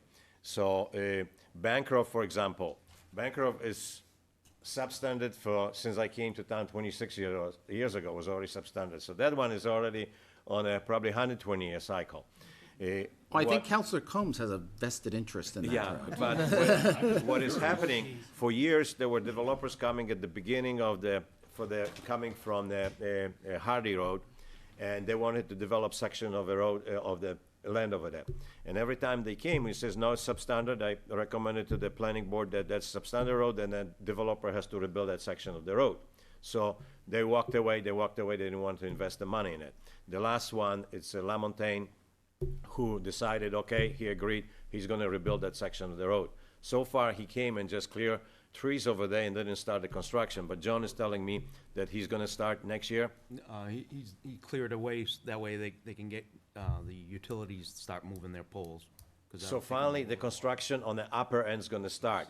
So now, that would be the priority for us. When he's doing that one, we're gonna go and down the hill from the brown house, who I forgot the Now, name. what will happen with that house that's right next to that property that Lamontagne has, that's further down the hill? So we're gonna start going down the hill all the way with the sewer, Mammoth Road sewer is crossing down. Hopefully, we'll finish all the way down to Mammoth Road, and we'll have to do something with the staircase going all the way down to the middle of the road.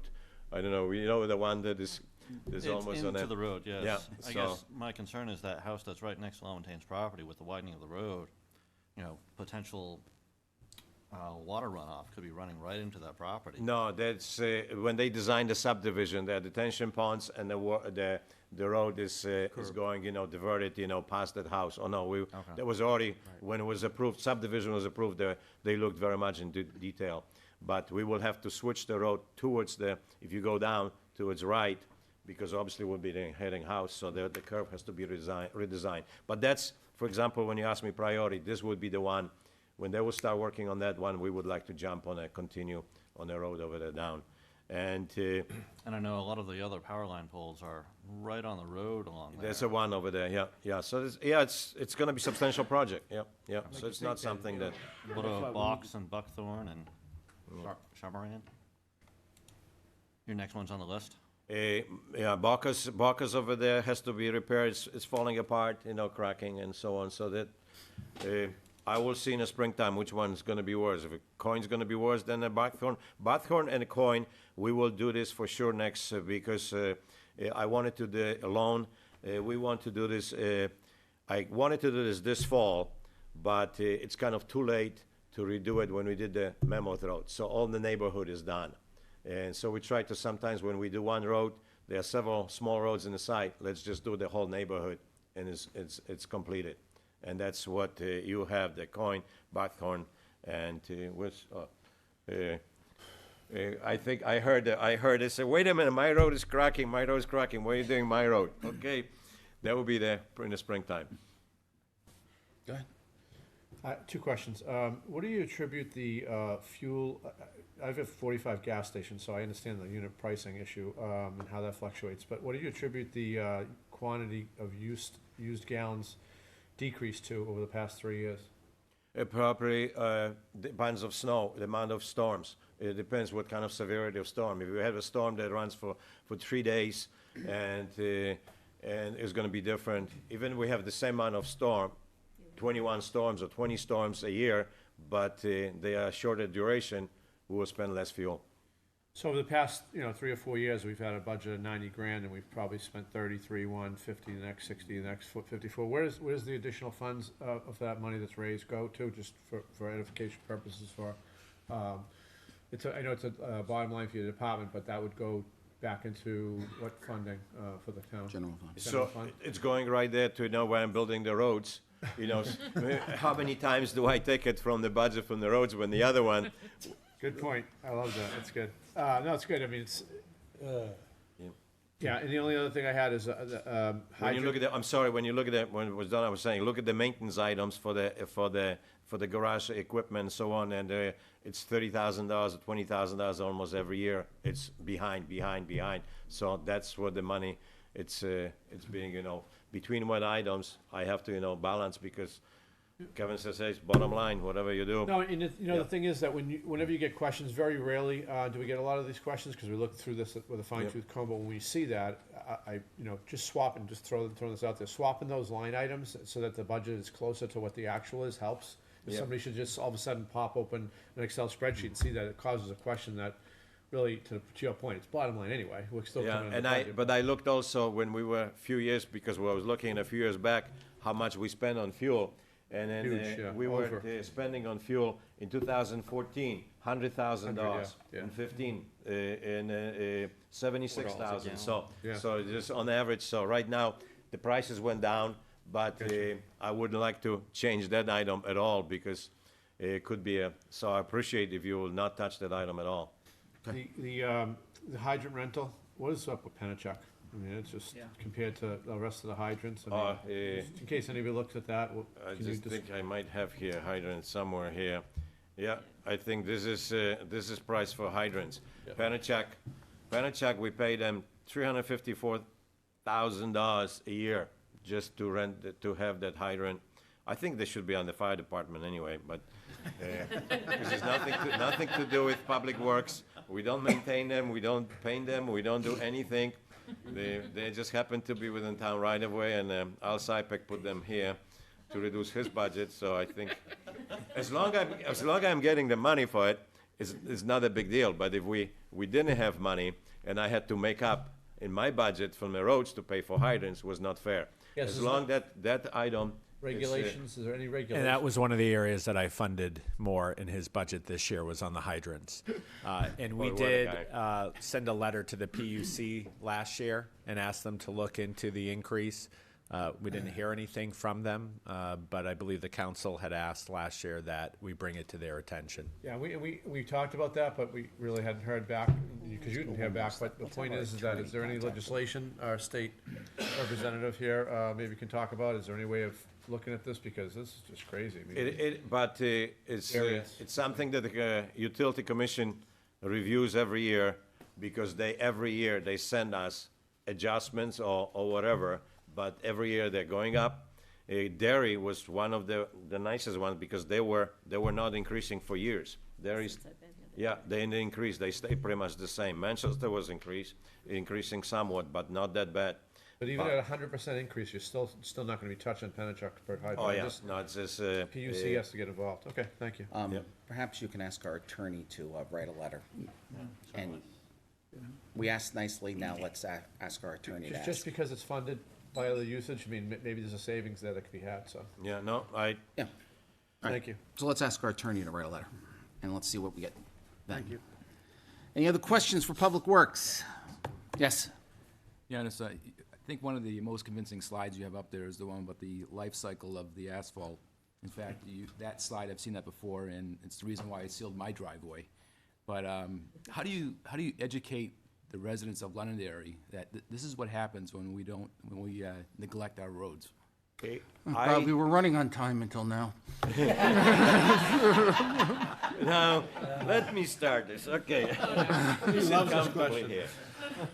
As we know, the road deteriorates. But, no, in the past, when we were going for bond, I would go on the web, I would go on TV, and I will have probably, 15, 20 minutes presentation about this particular, curve, and how much money we need, how much money we don't put. And but right now, we don't have the bond, and we are using, in the budget, and I stopped going and presenting that article. But before, when I was presenting the article, that's how I thought I was educating the voters. And the minute the minute town council allowed to go there to the public with the article, every article passed, if I might say so. So the history on it is in the time I spent on the planning board, I spent many nights listening to John and Janos talk about the roads in town. So, and then watched how they worked with the developers into the new communities and how the roads were built to sustain life. When I got on the town council, prior to that, I was on the Open Space Task Force Committee, and we had come up with this thing of like, if we bond $1 million at a time, the voters will probably approve it, and then we can buy this land. Well, $1 million seemed like the right number. So when I got on the council, I think it was a couple of years after you and I got back on the council, we started this funding of $1 million a year. And that's when Janos would stand in the gym there, and he'd explain to people, this is what I'm trying to do. About 5 years into that, the CPA tax attorney that we had on the council, Tom Frieda, did some math and figured out if we just figured out how to get it into the budget, we'd actually save money instead of bonding it versus what we were paying in interest. So that's why we're where we are now. So essentially, it's the same $1 million, except we're trying to do it without having to spend the interest. Today's money instead of tomorrow's. Yeah. Yeah, and the total money we actually appropriate is if you look in your budget books, there's about $740,000 in the general fund budget for roadway maintenance. And then we have the $650,000 warrant article that we've been doing every year. So the total right now is a little over 1.3 million.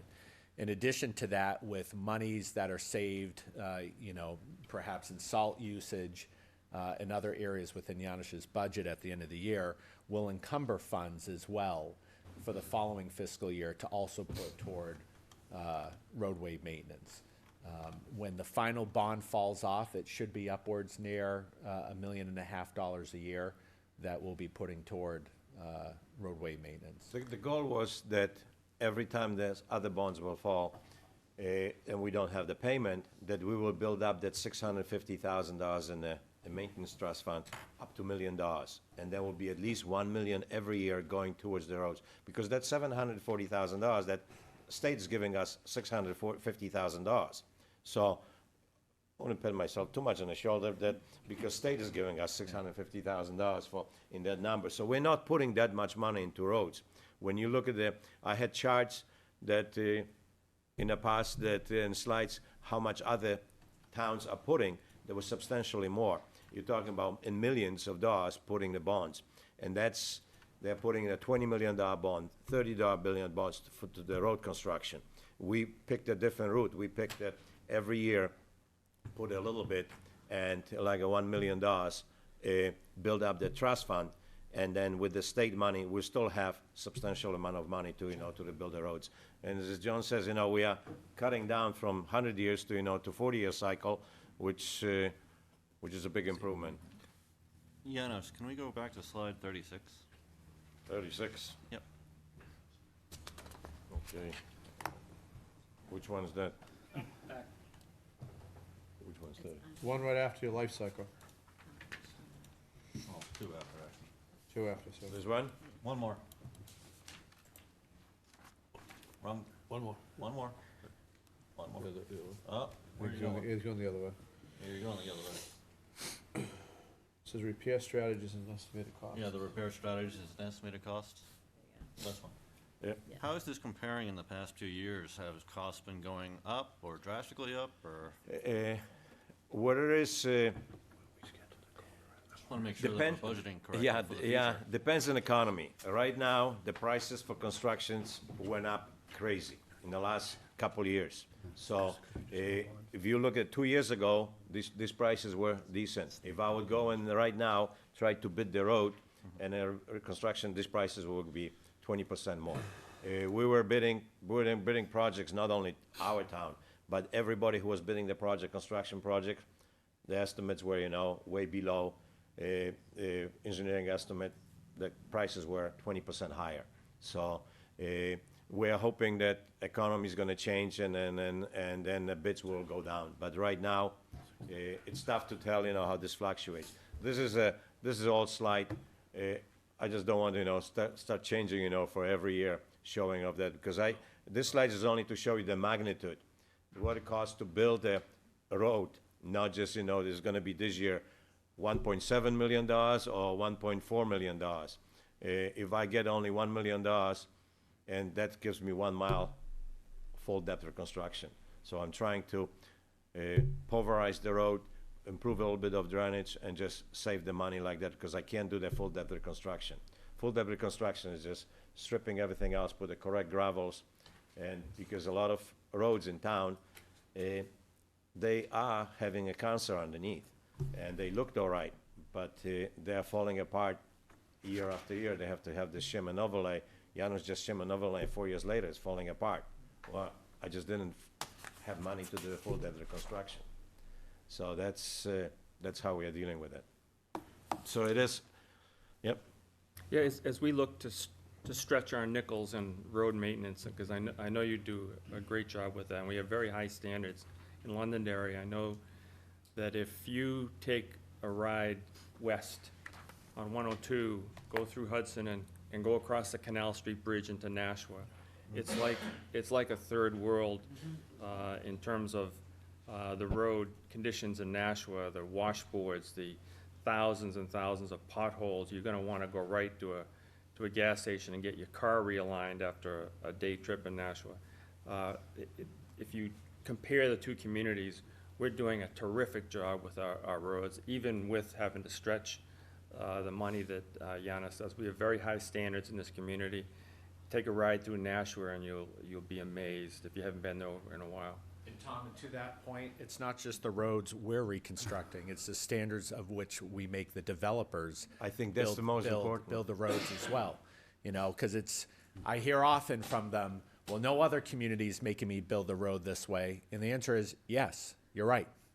They're not, because we want our roads to last. And so you're going to have to spend a little bit more money to build a road properly that lasts for a long time in this community, because after you're done building it, it becomes property of ours. So the bottom line, I'm kind of a left-handed compliment.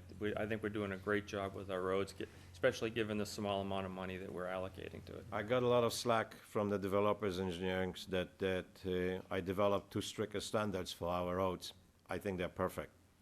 They should stay like that, and they should be never changed, because taxpayers will pay later for that. This is, as Kevin mentioned, they will be gone, and we'll be repairing them. Any more questions? Thank you. Thank you very much. Appreciate it. Thank you.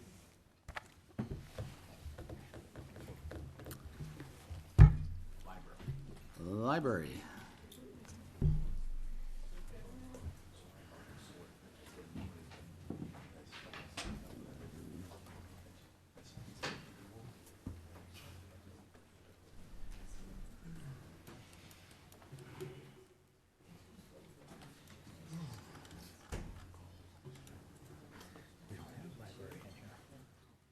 Yeah, it's just the PowerPoint.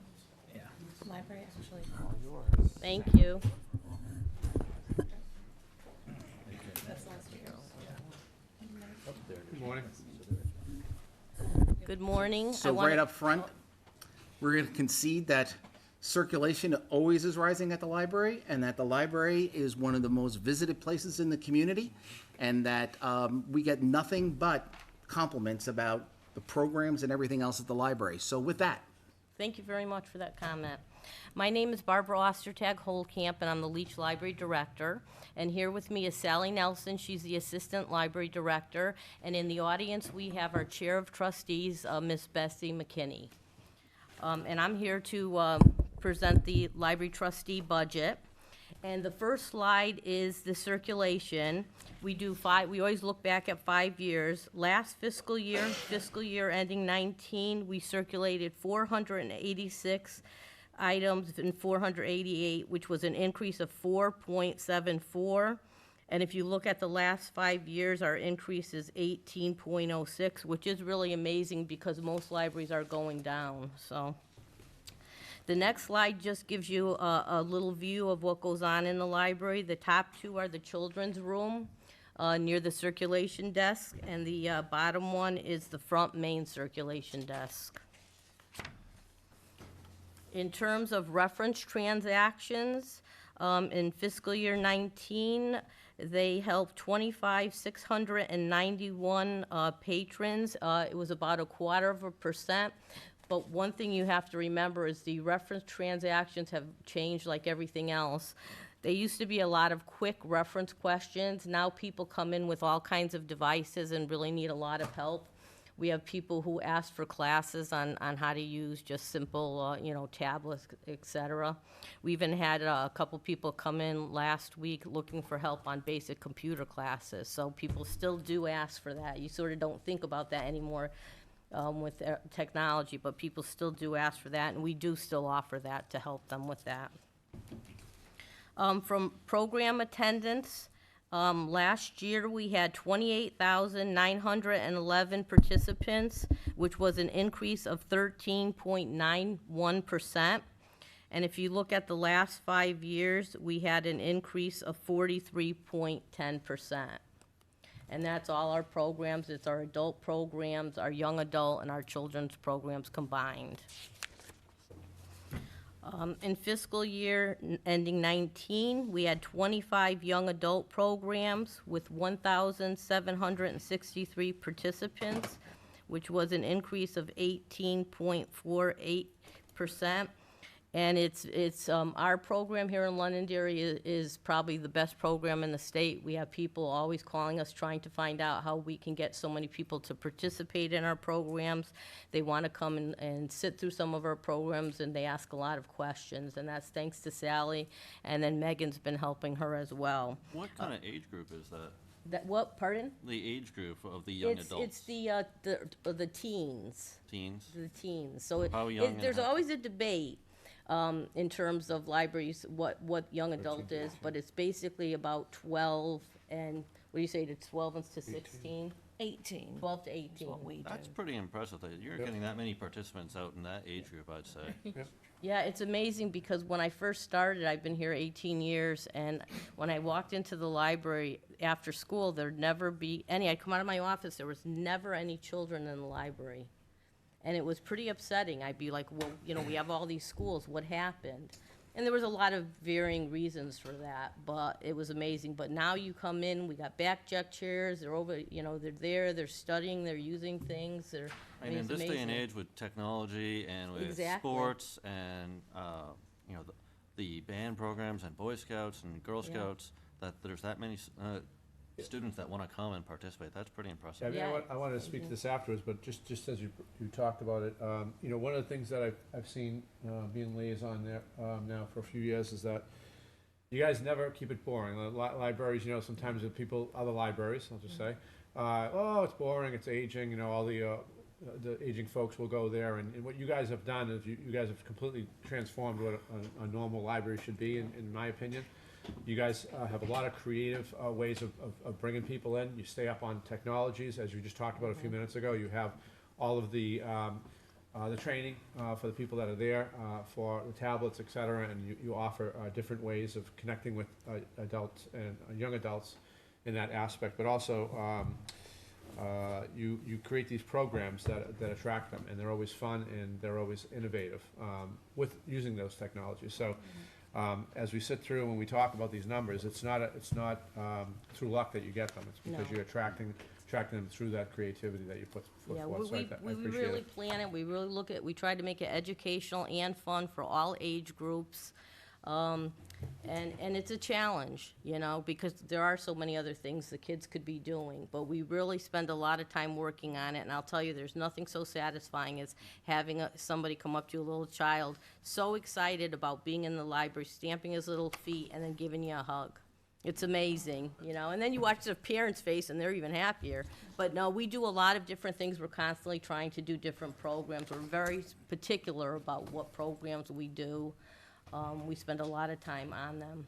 When I was a coach for many, many years, it was funny as I was going through this, coaching in town with, sitting on the council and then obviously as a liaison, and when I had a couple of the kids start talking to me about, well, I gotta go to this program or I gotta go to that activity, and I'm not gonna be coming to practice today in the library, I'm going, to your point, you know, they have many choices, but picking going into one of these programs that you guys have offered versus coming to a practice with something that you'd never hear, and then you gotta tip your hat for that, so it's pretty cool. We strategize on how to steal them from Drew from the cable and from Art from rec and the schools, because when, you know, a lot of times the schools in the beginning, they didn't have summer programs. They didn't offer those summer programs for children. So we strategize on was who's offended. gonna get the best program. You wanna come to my practice and you wanna go to what is that activity? It's awesome. Well, thank you, and that, the bottom picture, which is amazing to think about, is the young adults for the Call of the Wild book discussion. So to get that many young adults in a book discussion, we actually used to have one book discussion, and now we have to offer it at 2 times during the day, because we get so many young adults who want to participate, which is amazing. For our adult programs, we had 1,415 participate at an increase of 4.35. The one picture on the top is an evening with Edgar Allan Poe, and below is Dublin and Song and Story by Tom O'Carroll.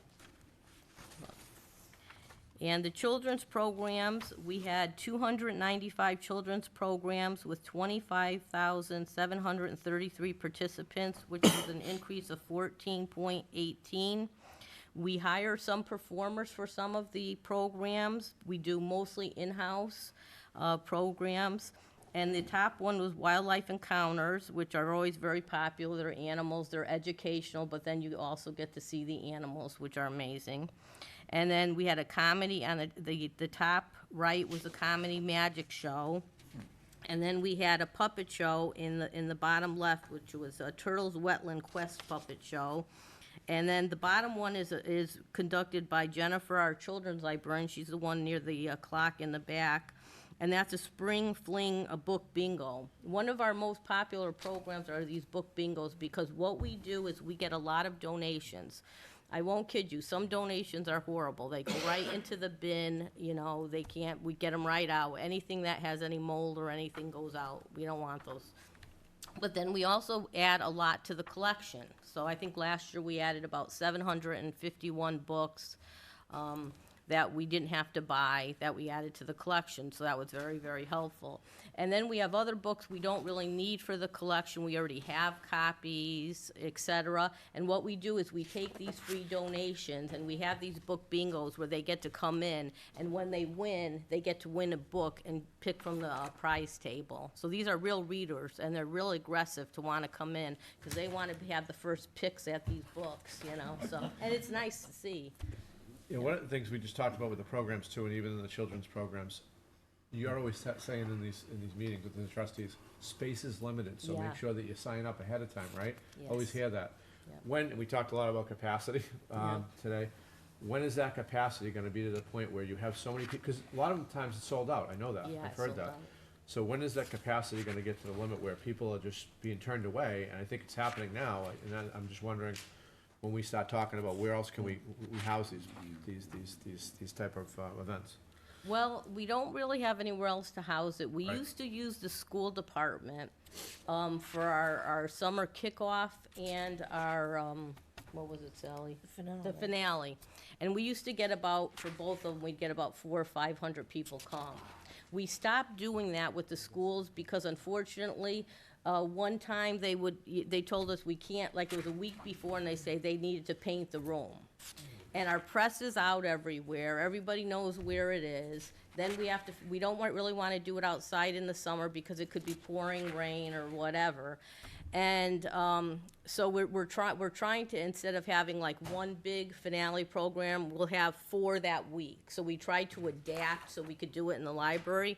But what I try to tell people, because there are a lot of people who get turned away, especially in the summer, because there's only so many we have. The programs are great. I mean, if I had more time, I would be down there, let me tell you, because they're fun, every one of them. I mean, we have people who come in to work on the building, maybe work on the boiler. They see something going on, I catch them staring at that, and I say, look, you know, if I'm paying you by hour, you know, back to work. But what I try to tell people is you have to look at it this way. It's also a good learning experience for the children. You can look at it that way. I know as a child, I never got everything I wanted. Sometimes they have to be disappointed. So I try to say you can use it as a learning experience too, that you could get it into that program. But it is hard, you know, children will be crying and everything. I did have my biggest bribe this year, that someone tried to bribe me from another community. I won't say what community. They offered to donate $1,000 to the library because they have to live in Londonderry or buy out a resident library card. And they offered to donate $1,000 if I could guarantee them they'd buy the $50 resident card and then donate the $1,000 if they could have their child in every one of the summer reading programs. And I said, I'm sorry, you can buy the $50 out of resident card and use our library, but you have to take your chances that you get into the programs, so. I mean, the reason why I mentioned that is thought process, we have a few things that we gotta talk about later on, and as we talked about the clamshell earlier, as you heard, being torn down and what's gonna go there, and again, that's all being debatable and talked about. You know, maybe part of that use in the future, if we don't go with some of the things that are being presented now, and maybe it's expanding into a room where we can house more people, you know, That would be an activity, fantastic. community room type Yeah, of thing. that would be So as the fantastic. board is talking and thinking about that, I wanted to at least plant that seed, that there's a capacity there that we haven't been able to take care of with Londonderry. It's growing, okay, Yeah. as much as maybe some of us would not have understood that. It is, I see it, you see it, and we've turned away the community in a lot of cases. So I just want to make sure I plant that seed for people. So, Thank you. yeah. The summer reading program has also gotten busier. We have, this past summer, 1,933 children and young adults, which was an increase of 3.59%, and they read 49,994 books. They're just 6 And then shy, we huh? had, I know, it's amazing, and it's wonderful. I mean, the summer reading program is just wonderful. And the The adults, we had 667 participants, and they were an increase of 604% who read 1,772 books. And I want to tell you, if you live in town and you like to read at all, and you want to come to the library, we have the best prizes, too. We have all these local restaurants who donate things for the adult summer reading program. They donate gift certificates to their restaurant for the program. They're very, very supportive of the library. And what you do is you read how many books you're reading, and you just put your tickets of what you read in the box. And then we pull a winner each week, and somebody wins a gift certificate to a restaurant. I mean, it's fabulous. So, I mean, it's just, and this is actually amazing because every year we get more, you know, people participate. I think once they hear about it, it gets busier and busier. So it's really nice, and it's a lot of fun. A couple times we lose control because it's so busy in the library. I think, ooh, we've lost control. But It gets like a competitive sport too at the end, right? So more and more well, I people- did stop. We, for the young adult, they do have a winner. We used to have a winner of who read the most for the adults. But I have to admit, a couple years ago, and they got a big, you know, the big basket full of all kinds of donated prizes and everything, and a Barnes Noble gift certificate. And it got very, very competitive, so I did stop that. So there's no big prize, only weekly winners for the adult, no big prize anymore. Now, Surprise anyone that the children were more behaved than the adults. exactly, the adults are very aggressive, so, when it comes to winning.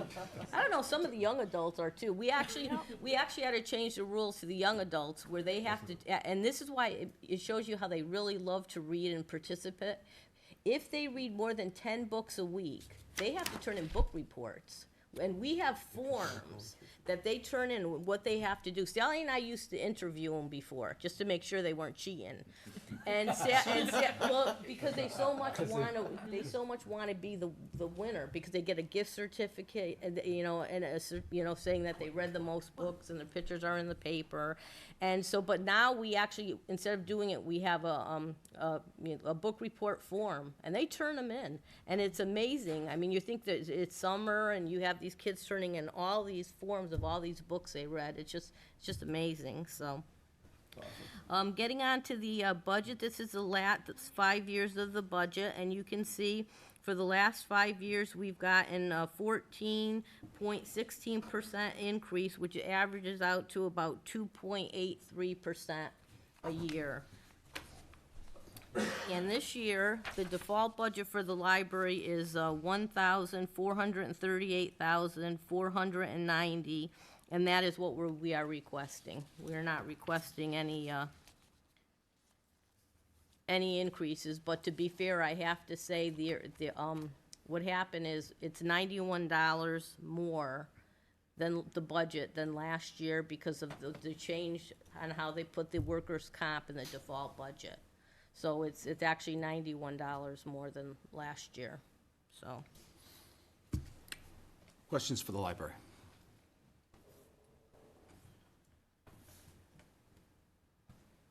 Well, Thank you for developing what you've developed you. over there. It's awesome. Thank you for your time, I appreciate it. thank you for coming, Barbara. Just so everybody understands, the library is a separate form of government. It is funded by the town council, but it is a separate form of government. That's why we asked them to come and present. So thank you. You're welcome. All right, so we've got a couple of quick things to do. We're going to quickly, so it has come to our attention, and I'm embarrassed to say that I've been the chairman of the CIP for 13 or 14 years, and I didn't know that once it's adopted, it had to come to the town council and the budget committee. There is a state law that says it has to come and be reviewed, so we're going to try to take that opportunity to do that now, so that we can take a look at what's in the capital improvement plan going out into the next 6 years. While we're getting that, does everyone have a copy of that? Was that provided to us? I know I have it in my book. Okay, the other thing is one thing I forgot to say during Giannis's presentation is that it has been written into the town manager's review as a goal for next year, that he is to work with the finance department and the public works department to eliminate all the paperwork and checks that go on at the drop-off center, and to get them to a point of where they can get this on an iPad and a square, and people can swipe their card, whether it be debit or credit, so that it will make it a lot easier for everyone to work with the drop-off center and help those gents out and ladies out who are down there working and make it easier to do transactions there. Just so that everyone's aware. All right, Capital Improvement Committee. All right, so we have, the participants in this come from the Budget Committee, the Planning Board, the School Department, and we meet, we generally meet just 2 or 3 times. And the rule of thumb has been that anything over $1 million we would like to see presented to the committee, and then we walk through that process of scoring and priorities. As it stands today, and for the foreseeable future, the committee determined this year that the town will, and correct me if I'm wrong here, Kevin and Colleen, for the foreseeable future, which is the next 6 years, the town will not be looking to build any additional facilities. Correct. So we're done.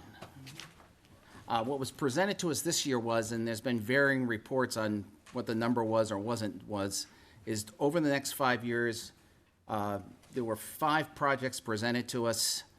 3 of them were based as urgent need from the school department, that being the kindergarten, the SAU, and maintenance facilities. The 5 projects totaled $70 million. So, Colleen, if you can just step through what those projects are for this review, and then we'll take questions. Sure. So the first project, and I'll go by the year that the CIP committee recommended placement in the capital improvement plan. So the first would be a project not for this year, but for next year, FY 2022. That project would be relating to kindergarten and elementary school space at a cost of $38 million. And I'm not going to, because there are some moving pieces and parts to the school district's plan, so I'm just going to tell you what that general heading of the project and then the dollar amounts attached. Can I just clarify, just for people that don't know, I think the chairman noted this already, but priority 1, just the definition of urgent is cannot be delayed, need immediate for safety and health. Just as we go through this, I think it's important to understand that. Yes, Okay, yep. thank you. So that's priority 1. The CIP committee actually ranked that first project, kindergarten elementary space, as priority 2, which is necessary, needed within 3 years to maintain basic level and quality of community service. So that was the ranking for that kindergarten and elementary school space project at $38 million. So the reasoning behind that ranking is that we asked the school department what their operational plan was and what the total amount of the operational dollars would be to go to full-day kindergarten, and they didn't have that number. The other thing we asked them is that it had to be approved by the voters according to the legislation that was passed, and it has not been approved by the voters. So you really can't place it at an urgent need without those requirements being done first. So that was the reasoning why the committee did it there. And if you ever watched it, what the committee does is we do it by consensus. So the members that are there give their opinions, and then we generally land on a number. So the next project also was ranked as CIP priority assignment 2 of necessary. The placement year in the CIP was for FY 2024, and that would be district-wide building renovations and additions, and that would be an estimated project cost of $15 million was provided by the school district for that project. The next project placed in the CIP committee and for FY 2026 ranked as a priority assignment 3, which is desirable, needed within 4 to 6 years to improve quality or level of service. That would be construction of an auditorium. This project has been discussed in the past. The current cost estimate submitted by the school district was $10 million for that project. The next project also ranked priority 3, desirable, also scheduled by the committee recommended for the year FY 2026, is a high school gym renovation and turf field with the estimated cost of $3 million. And then the final project in the CIP, FY 2026. And these last 3 projects are FY 2026 because that's basically the last year. The CIP is the 6-year planning horizon. So these were all put in that out year. That FY 2026 project, CIP priority assignment 4, which is deferrable, can be placed on hold, but supports community development goals. And that would be the new SAU office, an estimated project cost of $4 million. So there's when you send an email out to the Budget Committee and the Town Council collectively, as I did, that is a public document. So everything that is out there and that was distributed to you is in the public domain, so anybody can read it or see it. During the CIP process, we asked a number of questions during that whole piece. And we waited a couple of weeks, and we asked the question again, and there were the same questions again for documentation to be provided from the schools to help the planning board understand, what the requirements were that the school were looking for. After that 2-week period, they didn't respond to us again. At that point, we filed, at my direction, we filed a 91A request for all documentation regarding all these projects, anything that existed in the public domain. That's all the information that was put in the Dropbox that was sent to you, and you all have it. Some of the highlights of basically what we found out is that discussions about the kindergarten have been going on for like 2.5 years. No bids, there was no architectural drawings, there's very vague information around operational things. But the problem is that when people come in and ask for $70 million, and we have a reval year, and the tax bill that's going to be going out or has gone out or has been delivered is going to be significantly higher, and not as stated by the CFO of the school board, told everybody it was going down by $400 or $500. That's just, it's going to have more of the opposite effect. So wanted to make sure that as we go into this, and so the town council, because what happens when the tax rate goes up is the town council usually has to answer the questions. But 70% of the budget is spent in the school department. So as the budget committee, wanted to make sure that you have all the information you need to be able to ask whatever questions you need to ask or want to ask. What happens a lot with this CIP is that it kind of gets done, it gets filed, it's something we have to do under state law in order to have certain ordinances, and then it never gets looked at again. Great examples would be the SAU building. The town offered the school a $2 million loan to build a building next to this building, but if we wait 5 years, it's going to be $4 million. Things like the turf field. I personally went up to Manchester to find out what the deal was that Trinity High School made with the city to build a field up in Derryfield. They put almost an entire stadium in and a 4-sport multifunction field with lights and stands and everything else, and that was $2.7 million, and the field itself was $1 million. So, just asking a lot of questions, right? So, but when we get into these things, what we're trying to find out is, and hopefully people can help us, is things like the $15 million district-wide renovations. That actually makes a lot of sense. You ought to maintain the buildings that you have, and you ought to make sure that they're functional. But then to ask all of the other additional questions that go, even when we're doing things like adding on to the fire department, what does that mean? How much does all that equipment Darren talked about, to sanitize all the uniforms and everything? And we actually save money long-term. But as a community, we need to start digging in and asking more questions. So that's part of the reason why I made sure this got brought forward today. We don't have to ask any questions today, but what I'd say is that by statute, we have to have said we've looked at it and that we understand what we're asking the community to consider going into the future, because that's what the statute says. So with that, questions? I do have one question for you, and this may be a better question to ask when we get into the school budget hearings with them. But if the question about full-day kindergarten goes in front of voters, how long from that point do they have to implementation? Like, what is I don't know if anybody here knows, if you know from a legislative perspective, like if a town votes for full-day kindergarten, what's the time period? Because obviously you can't vote for full-day kindergarten and then put it in 6 months later. I mean, I would think you couldn't, but maybe that's the requirement, and so I'm not really sure what the lag between implementation. From legislative standpoint, there's no timeline that says that once the voters vote for it, of when it has to be implemented.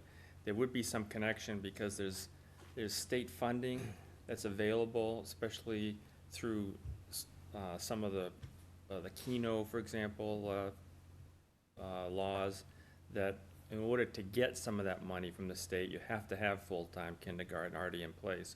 So there's some timing with that will be pertinent. But as far as when you open the door to full-time kindergarten versus a vote for it by the voters, there's not a specific timeline. It's all a matter of when the funding is done, the construction is done, the hiring is done, and so forth. There's also the other animal of facilities. Yeah, and that's my question, like, there seems to be that needs to be a highly coordinated, everybody on the same page setup process before you even bring it for a vote. Some towns brought it on a vote and put the funding in at the same time. And I think there was actually one town in the state in which, the vote might have passed, but the funding failed. Or it might have been the other way. But, what's unique about us is we're one of, and Colleen, correct me if I'm wrong here, but I think it's only Goffstown and us who have a separate kindergarten building. Everyone else is incorporating it into their existing facilities. So their funding is more operational than it is necessarily physical. Right, and if I may add, we built that kindergarten back in the day when the state was contributing 80% of the construction costs for school buildings like that. So that the school department's been under a restriction that if they decided to disperse the kindergartens, for example, into the elementary schools and turn the kindergarten into just an elementary school, like all the others, that they would have had to pay that money back to the state. So they were required, and that time has expired now, but they were required for a number of years to keep it as a full-time kindergarten in order to keep the money that they got. But that, like I said, that time's expired. So if they wanted to, for example, one of the thoughts was take the kindergartens and make the elementary schools K through 5 instead of 1 through 5, and make the kindergarten an elementary school, also a K through 5. They could do that legally now. It's just a matter of, do they have the will to do that, or do they have the plan to do that? So they're no longer restricted by state financing in order to do that. So one of the other questions that came up at CIP is that, I guess because of the expansion of the LEAP program, one idea that came up was well, could you consider having LEAP take half the building and have the SAU to take the other half of the building? These are all discussions that, that sort of took place. But I think it's part of, to answer your original question, I think timelines are important when you're considering this, the funding, especially at a priority 2, and you would think it would be part of the project plan, you know what I mean? But unfortunately with that link, 91A link, I didn't see anything in there that really would. Well, see, the problem, the kindergarten plan, as I understand it from the tour I went on, is that it would be kindergarten and first grade, is the way they were talking about it. Maybe that's changed, I'm not entirely sure. But you have to change the building to make ADA requirements, you gotta put in a gymnasium, you gotta put in a cafeteria, and you gotta make all these other requirements. So, I mean, and there is no architectural, piece that's been looked at for this. I mean, there's numbers being banted around, 38 million, 9 million. 15 million. I mean, I don't know the answer. Okay. I mean, the problem is that when you put these things down on the CIP, and at least what we did in the past is we tried to get them kind of close so that we understood what we were really, asking the voters to do. I mean, eventually that's how the fire department got built. That's how town hall got built. So that's a big part of it. Go ahead. The school does have that facilities study committee, and everything and anything that they've done is actually out on a school website, from my understanding, including like various drawings and renderings from, I'm not exactly sure who it is, but I guess it's one organization that's done architectural. I don't wanna say it's not an engineering study or anything like that. It's just, I think, somebody's idea of, you could lay the building out this way with the road going around it, you could lay it out this, different types of thinking out of the box type stuff they've been doing. The problem is, I mean, other than just trying to solve the building problem, I think they gotta go into a lot wider overall school system review. I've been on that facilities study committee and trying to listen to them and stuff when I can get there and stuff. I missed the last meeting that was during working hours, cause I couldn't get off work, but it was like, the biggest problem with that whole big thing for the CIP is, realistically, they need to take every piece of the whole education system and see how they're gonna revamp the whole thing. You can't just say, we're gonna shift a little here and put this there. It's gonna affect every building with every teacher and everything that they got. They need to think as a whole overall thing, not just because we're spending a fortune for that rental lease. My understanding was it's supposed to be for maybe 10 years, and in the meantime, we find a solution to both the school problems and the SAU problems, to bring them all back here and get one solution. I mean, so if you gotta build for kindergarten or LEAP and stuff, you gotta build for SAU, you can solve that whole problem in one solution, but you are gonna have to think of north-south, Matthew Thornton, Bruce Hill, everything, you know, even this, whether they go somewhere on this campus thing here, whatever it is. I mean, I just feel like some people are looking at it like modularly, and it needs to be a complete revamp thing. So Right. that whole thing has to, I think, still need to be looked at. To your point, there's a lot of conceptual ideas out there. Yep. But and that's why I said the project plan needs to include timelines, because you bring it all together and say, here's where we go from a conceptual idea and all these different drawings and nice to boots on the ground. Here's the timelines today, because I think John just said a few minutes ago, you know, something that could have cost $1 or $2 million 5-6 years ago could cost 3 or 4 next year, and you might want to take that into consideration. Is it the right timing to do it now, or is it better to wait, et cetera? I mean, Well, the what's problem is, project even if they would've done it then, and let's say they rebuilt this thing, Yeah. they'd probably save some money, maybe it'd give them 80% of what they needed, but like I said, that's just the SAU. What about the other building expansions they need there? Maybe there's a better solution to combine everything together. I don't know, they're so far away from an engineering drawing plan, because they haven't even got an overall plan on how they could solve the whole thing, I think. So there's a lot more that needs to go into this before they actually decide, even with the CIP, how they're gonna solve this problem. It's a true statement, yes. Yeah, if I was on the budget committee and I was looking at the school department planning and so forth, one of the things that you might want to think about is, about 20 years ago, the town was panicked town-wide. We're going to go broke as a community because our schools were growing so fast, and then and now was the most expensive part of local government. And so we said, what can we do? And there were all kinds of workshops and efforts put together, and we came up with several plans, and a lot of them included the town government and school government working together, and we went off and started actively preserving open space and changing building requirements in town, with the primary reason, there were lots of reasons, but the primary reason was to slow school growth, because that was the thing that was gonna tip us upside down. I remember that. And the Nevins community, for example, was not age restricted when it first came to plan, and it was gonna be about 300 units, you know, with lots of kids coming into town. And we asked the voters, would they spend a couple $1 million to flip it to be an age-restricted development and put no kids in the schools. And back then, we had, I think, 1 senior development in the community, and now we have 7. So we've worked that strategy, and it worked. If you look at the population, the school population has dropped about 1,000 kids over the past 15 years.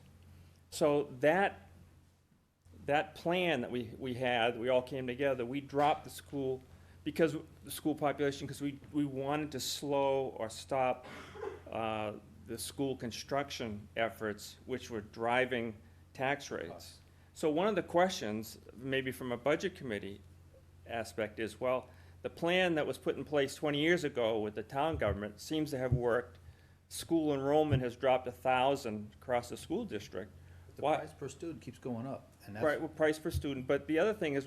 That's a different discussion. I know. That's what I'm working on. If you're gonna drop, you know, kids in the classroom by 1,000, why is there a quasi-emergency need for more classroom space? And, you know, is the dirty word of redistricting been put on the table to maybe move kids around, or maybe reconfigure the schools, you know, K through whatever, you know, so are there more creative solutions? It just seems from a budget standpoint that when you drop your enrollment by 1,000 kids and at the same time want to build more school space, those two without a lot of analysis, those two don't seem to mix very well. Right, and that's where I got all my questions. I'm trying to find out facts. I don't understand why the school budget, or the cost per student is not the school budget divided by the number of students. Because the only reason we got a school budget is to support an individual student, yet for some reason, when I calculate the cost per student, it's much higher than what they do, because I just divide the number of students into the school Well, budget. just think of, if Kevin was here, here he is, if Kevin was presenting, if Kevin was presenting his budget, and he says, we're gonna cut the town budget, the employees in the town hall by 15 employees. We're gonna cut 15 employees out. Oh, by the way, I wanna put a new wing on the town hall to add a whole bunch more office space. You'd say, wait a minute, you're cutting all these employees that need office space, why are you adding more office space? It's not a perfect analogy, but if you've cut 1,000 kids out of the school, why do you need more classroom space? Well, I thought that same question, but then when you get to the new buzzword of functional capacity, and you find out the state makes a law that says special needs, you can only put 8 kids in a room. So now you go from calculating every room at 22 to 25 students to where now this room, if it's now special needs thing, can only be 8 kids, and this room can only be 8 kids, and then you gotta, this one needs a teacher with a teacher's aide. So like the example I was thinking, like, this classroom has 1 teacher with 25 students in it. Now you think of the cost per student. Now this classroom, it's got 8 students, it's got a teacher, it's got a teacher's aide, and it's got a special instructor or medic or whatever it needs to go with it. And you add on that and see what the cost per student is for that. So my question is, did our special needs program become so great that everybody's moving here and it's quadrupled in size, so we're averaging 8 kids per classroom? I mean, I don't know. I mean, these are the That's why questions I've got. That's why I've said it needs a lot more analysis. Right, and that's what I'm trying to say. I'm not an expert, but I would, as a is budget that on committee the member, rise? I'd ask for that analysis. Right, that's what I'm trying to get my question on. Is that on the rise, or is it not on the rise? Is the, you know, and if that changes functional capacity, then all of a sudden it's like we don't have enough 8 student rooms to keep up with everything they're doing. And it's like, so my first thought, well, is that a problem? I got so many questions about what's driving this room for functional capacity That is the point, right? That's still a calculation that can be out there, and it should be out in the public, so the public can understand the issue you just rose. I mean, okay, if that's the. Well, that's what my question is, why is the cost per student going up so much when, like, I gave an example 20 years ago. I was looking back through the numbers. The exact same number of students this year as there was 21 years ago, 1993 or so, I forget what it was. But there was almost the exact same number of students, but the budget, like now, was 77 million, and back then it was 22 million. So, exact same number of students, almost a $50 million difference. Well, a lot of that, Tim, is And it's- salaries and benefits. I understand salaries and benefits, I understand computers and stuff like that and everything. I also understand that the special needs program might have grown and been a lot different now than it was back then. But, you know, there's so many questions I have, that's why I don't understand. why So in we're- the Dropbox piece that we sent to you, there's a report in there, of population of different types of students. I promised to end by 12, so I just wanted to get this. If you go to the state website, and I think I provided that link to you, there's hundreds of reports that you can pretty much configure any way. But what I did find on the state website is that the state puts out a formula for how to calculate cost per student. Right. And the state pulls transportation out of that number. So the That 3.5. That's why my number doesn't And match. exactly, and they pull a couple other things out too. So we could get rid of it out of the school budget then? Because we don't need it to support the students? Well, I mean, I guess everybody's walking. Man, if it's not, I if guess- it's not in the school budget, I guess then it's not everybody, in needed the to old days, support we'd the say students. they're hitching to school, right? But I think what we need to do is be realistic as a community that, we have reached a point in which, and the council has been saying this for 18 months, done a nice job, and you see it on the social media boards and everything else, we've done a nice job of growing revenue. And people are wondering, how come I'm not getting relief? And, but if you look at the bills, they've been pretty stable for the last 10 years. That train is ending. And that unless we start getting a little bit smarter and asking a lot more questions, and I don't know the answers, we're going to need to do that. But it's questions like this. 5 years ago, I went to the police chief and tell me, and we've been having an open dialogue for the last 5 years of, tell me what's changing in the community. Tell me what's the difference of calls for service in the schools. What are we dealing with? Go to the fire chief and I say, Tell me what's changing. Because what we're trying to do up here is be progressive and change with them. We didn't get to the point in the town where there's no more facilities to build by accident. It was a plan. A plan that started, in all honesty, in 2000. And now we're done. You're right. They need a plan. You're absolutely right.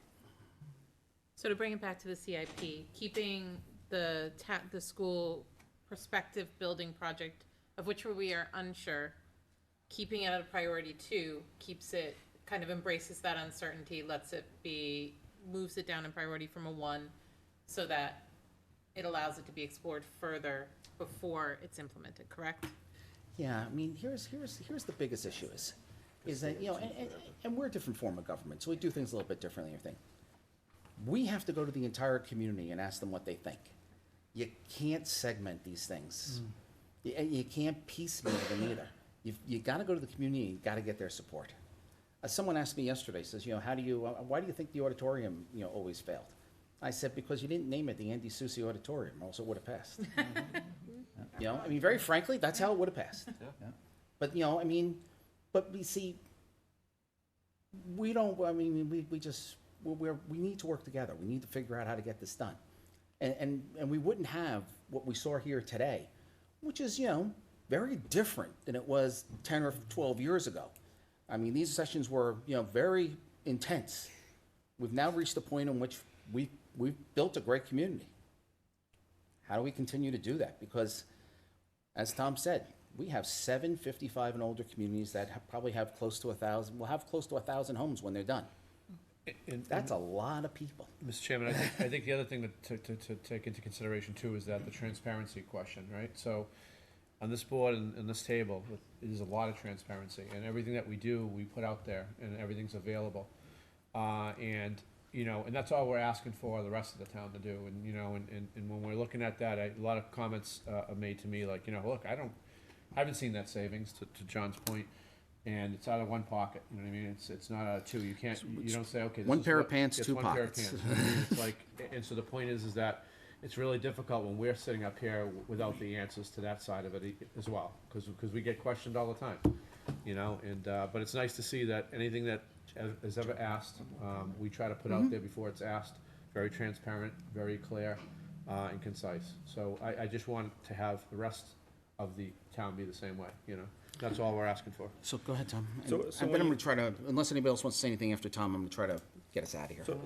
So when you talk to the school board, listen intently, they are the experts. I'm not an expert, and I don't think any of us are on this board. They're the experts when it comes to their function. So the thing though that I would suggest that you think about is use the 2-filter rule for the money that they want to spend. One is, what's the right thing for the students? What is the best thing for the students? The second filter is, what's the best thing for the taxpayers? And you can't do one without the other in their role. So I just would suggest that you ask them to apply those 2 filters together when they're considering we're talking CIP now, when they're considering the capital improvements. What's the best thing for the students going forward, and simultaneously, what's the best thing for the taxpayers that are going to have to pay for it? Okay, The so, amount of money you're talking about for the CIP thing, you're talking $40 million and another 15, so you're up to $55 million. But yet we've got a SAU problem we gotta solve, we got maybe full-day kindergarten problem we gotta solve, and then there's functional capacity we gotta solve. And it seems like it's 3 different Band-Aids they're looking at, and it's like, we gotta look at this as one overall big problem within the town. So there's gonna come a point when the school, trying to solve that problem, needs to talk with the town to see if there's anything they can do with whether it be land or whatever. I know there's like rules to keep things separate and you can't pass things back and forth, but there's gotta be ways that the town can help in one way or another with either land, property, or right-of-way or something, to where they can solve all 3 of these more as one solution rather than 3 separate Band-Aids that's gonna cost us 30 million here, 15 million there, 17 million there, and then it's not even a unified solution for educating the students, which is what this is supposed to be about. I can tell you, the town council will stand ready to help in any way we can. The other thing is that it's built into the town manager's goals and how we review him is that his number one is we need to make sure we come on time, on budget, and we do things correctly. But he's got department heads for that. What we put on him is go out and drive revenue. But So we'll do those things. John said that this comes to a point where we just can't take that, you said 70 million bucks and cut any more. We only have so many $1 million to be able to, So, Well, and on that last note, since we're all, one set of pants and one wallet, can we, on these future spreadsheets that you hand out to us, get a hold of, what's the state looking at, the county and the school? Because I know, yes, we only vote on the municipal tax side, but it'd be great to see the big picture when we're looking at the grand scheme of this. I can look into getting the I county. know the school may be a little delayed in getting it because I know they're not usually until December or January. Peter does, as part of the school's presentation, Peter should have a sheet that is similar to that and where they project a tax rate as well. And I think that'd be helpful for us to make all our decisions. We gotta look at the grand scheme of things. I would caution you in that the tax rate projections in March often look different when they actually get set in October. This is true, but to see the grand scheme go from point A to point Z, but, we can look at past information and see the trending.